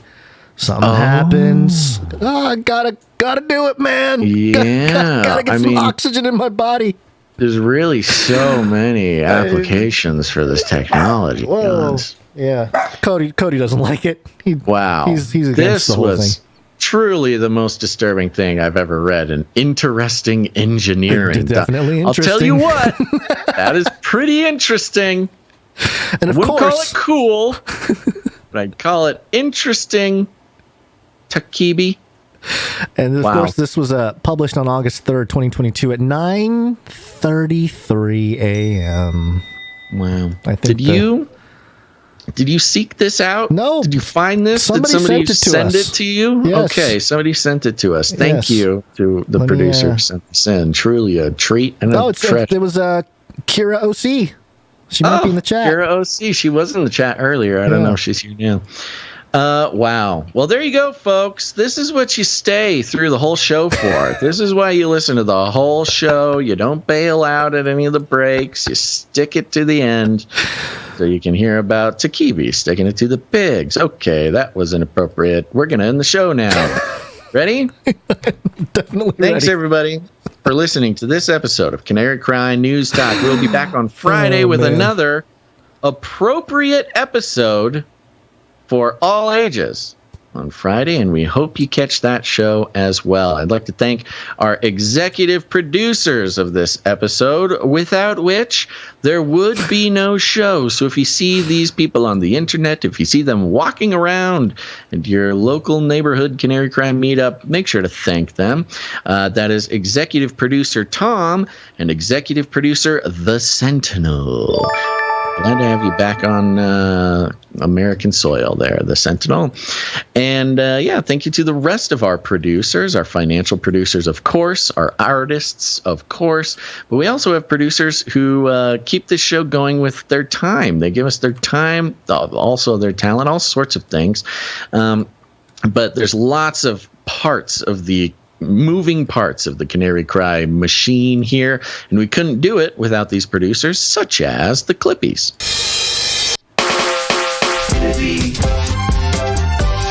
Clipping all those videos.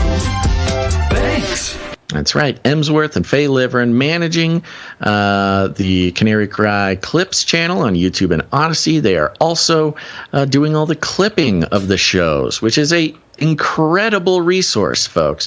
I don't know if you're following the Canary Cry Clips channel on YouTube or Odyssey. I highly recommend you do. Even if you're not planning to go watch something today, you should definitely go follow those channels, because when new stuff is uploaded, it'll be a nice reminder to review some information, share some information, helps out the show, but also helps out you and those in your life over at Canary Cry Clips, YouTube and Odyssey. Yep. Also, thank you to the timestampers. Timestamp, it's hard work. Timestamp. Yep. The timestamps play a huge role in a lot of our back-end stuff, and we like to thank our timestampers. I would like to thank Jackie Yu for doing Monday's timestamps. Thank you very much, Jackie Yu. Thank you, Jackie Yu. We still don't have a jingle for the social media producers. I would like to ask the jingle producers if they could create just a short, snappy maybe Marty B's the man to do it because he did timestamps and clippies, I believe. So let's do one for the social media producer, Dame Miss G of the OV and the Deep Rivers, making sure that all the art and other things make it to our social media. What I was playing there was for social media. Yeah, it's our background music. It doesn't. We don't have like a jingle. Social media, jingle. Yeah, I'd like some tweeting. Some cohesion there between the clippies, the timestamps, and the social media. Yeah. Meetups. Canary Cry Meetup. Go to canarycrymeetups.com. Canarycrymeetups.com. Check it out. We've got meetups happening all month now. We've got a meetup on the 24th. Oh man, these aren't up there yet, but we're going to put those up there. On the 27th, we have a meetup, 3 simultaneous meetups in Garland, Texas. I think that's Texas. Yeah. We've also got one, let's see, when are you? Knoxville, Tennessee. That's on the 24th of August. We've got one in Ozark, Missouri on the 28th now. 27th. And 28th. What? Doubling up. We'll have all the very specific details. Yeah, we'll clean it up here. On canarycrymeetups.com. So make sure to go there and check it out. No matter where you are in the world, there are Canarians near you. And going to these meetups is a great way to meet them. Meet your apocalypse buddies, meet some friends. Everybody gets along. Everybody's on the same page. Meet your soulmates, all these sort of things. Or just have a good time and never see these people again. That's always a possibility, too. No pressure. There's no pressure. I went to a meetup. Gonz has been to a meetup. It's awesome. They're happening all the time. Thank you to the hosts who are pulling the trigger on putting on these meetups. I applaud you. I've not enough good things to say about the hosts who are stepping out in faith, putting on these meetups. And it's easy. If there's not one going on near you, all you got to do is just tell us where you're going to be and what day and time. And we will tell the rest of the world about it. And then just show up and see who shows up. It's a good time. Also, leave us ratings and reviews. Oh, you know what? I forgot. See you at the meetup. Oh, yeah.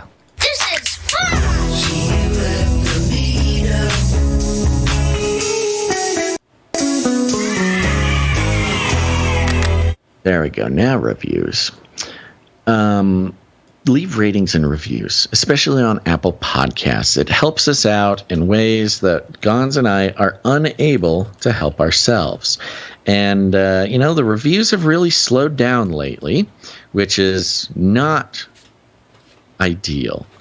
And given the number of you who are listening to this show on Apple Podcasts, literally as I speak, you are listening to me speak on Apple Podcasts. And it just takes a couple minutes to leave a rating and a review. It helps us out so much. It helps other people find the show. It activates the algorithms. I do not know how else to explain this. Obviously, the way that I explain it has lost its effectiveness. But it really means a lot to us when you leave ratings and reviews. Not only does it make us feel warm and fuzzy to hear or to see what you write, but it attracts new people, not just because they're clicking around and they just see a review and then go, but because the robots, the algorithms, push it in front of people who have never seen it before, and they push it in front of people who the robots think will like it. It's not just random people. It's like people who listen to shows like will enjoy this show. So please leave a rating and a review. Super easy. Takes 2 minutes is an overestimation of the time that it takes. And if we get 5 or more by Friday, you'll make me go, ooh, woo.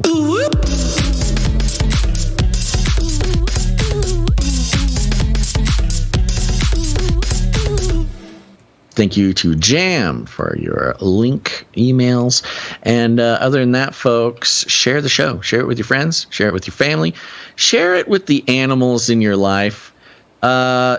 we live in a day and age where these animals are not guaranteed tomorrow. Not just their lives of, animals like our pets and our chickens and our emus and our food animals. All our crickets are now being predated by the lizard people. But even our pigs and our rats and our mice being used for science on a daily basis. And look, folks, these animals, we should play the "In the Arms of the Angels." These animals are suffering horrific fates at the hands of sick and twisted scientists who are doing experiments that nobody asked for. And it's about time the world knows about it.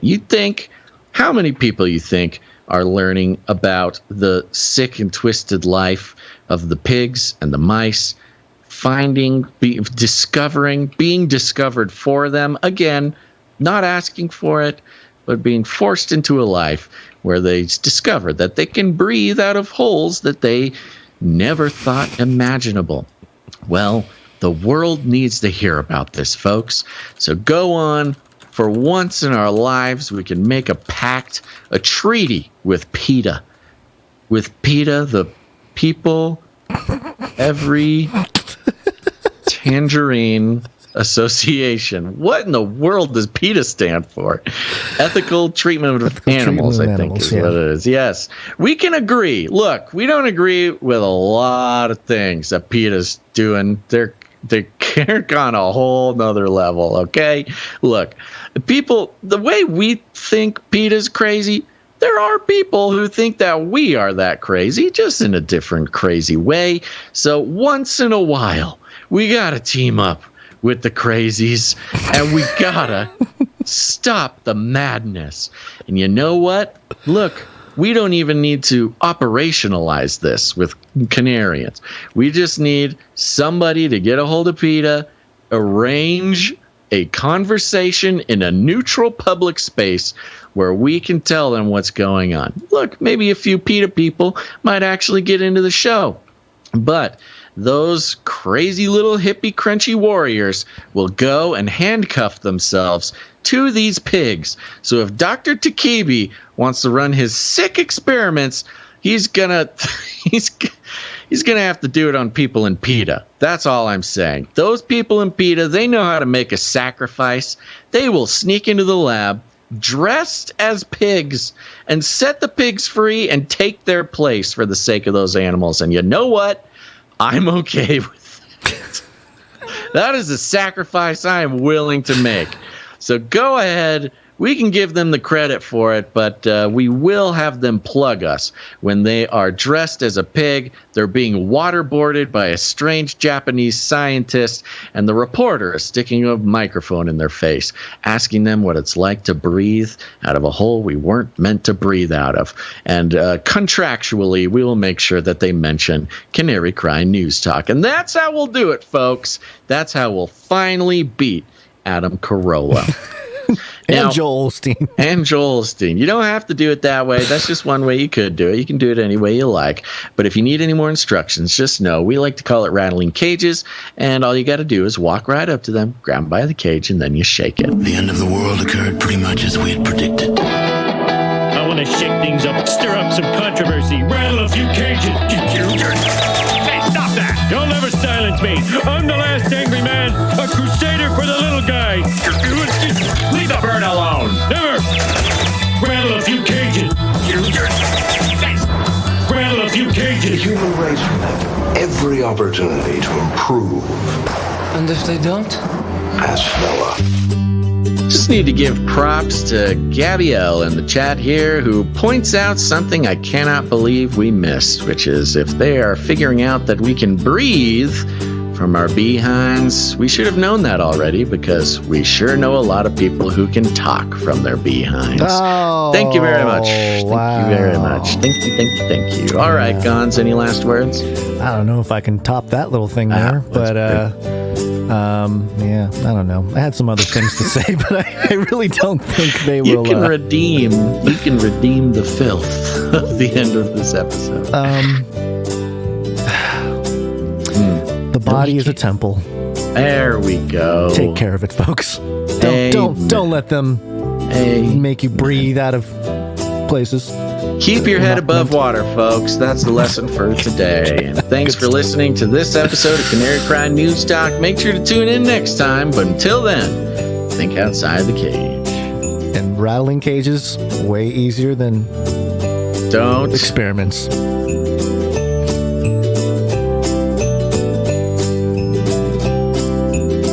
I'll keep you warm and safe in my people's zoo. This is the United States of America, for God's sake.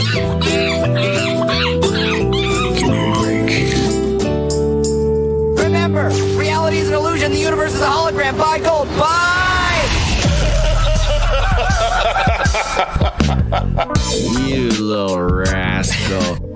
I am so hot. You're so hot. I'm...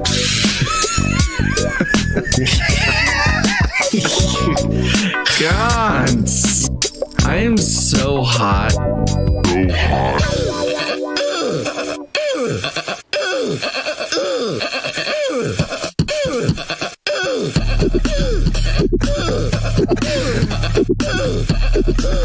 It will kill.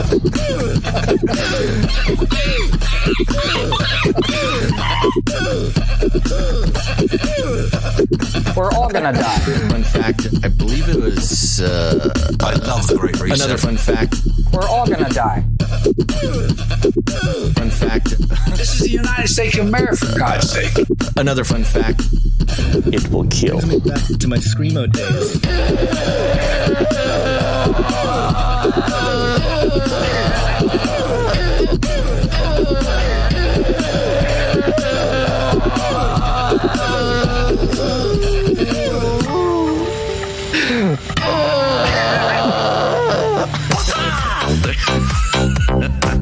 And a resounding baka flies through the air across the world.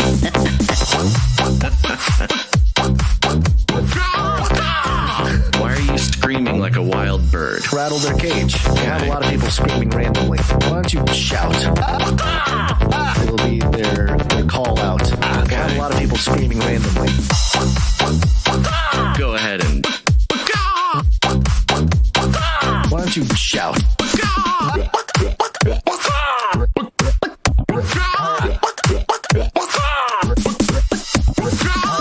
Screaming like a wild bird. Virus itself, particularly the variant called Omicron, is a type of vaccine. That is, it creates both B-cell and T-cell immunity. Then I saw the beast and the kings of the earth. They gathered their armies to make war against the one seated on the horse. But the beast was captured, and with it the false prophet. For he has carried out the signs which deceived the people into receiving the mark of the beast and worshipping its image. Therefore these two were thrown alive into the lake of fire. Then I saw an angel holding a great chain. He seized the dragon, who is called Satan, and bound him for 1,000 years.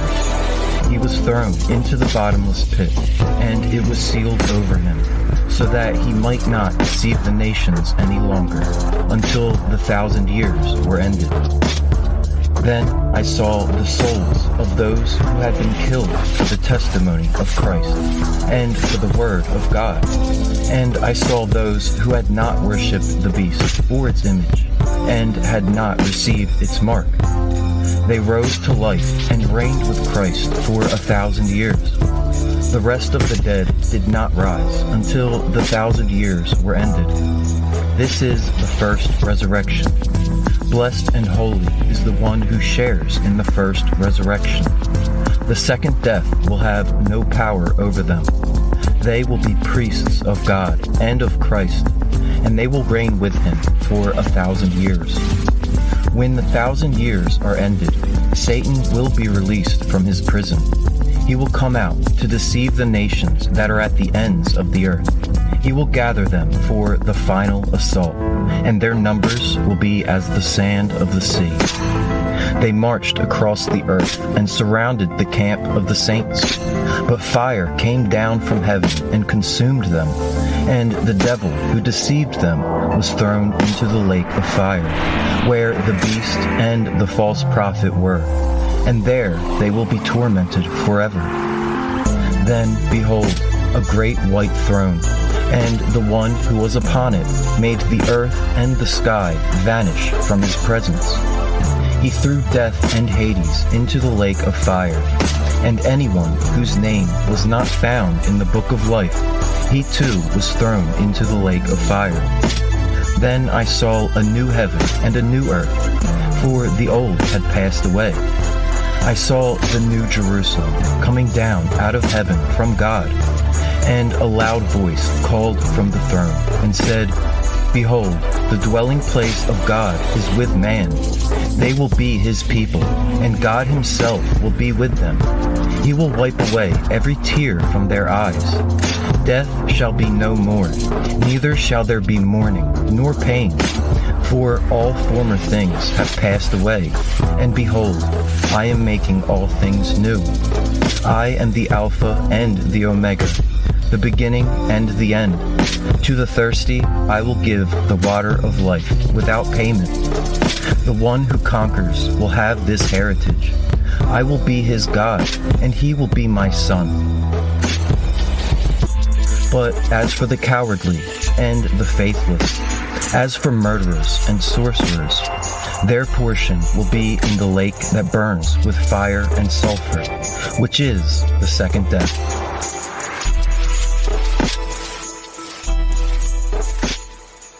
Canary Cry Radio.com/support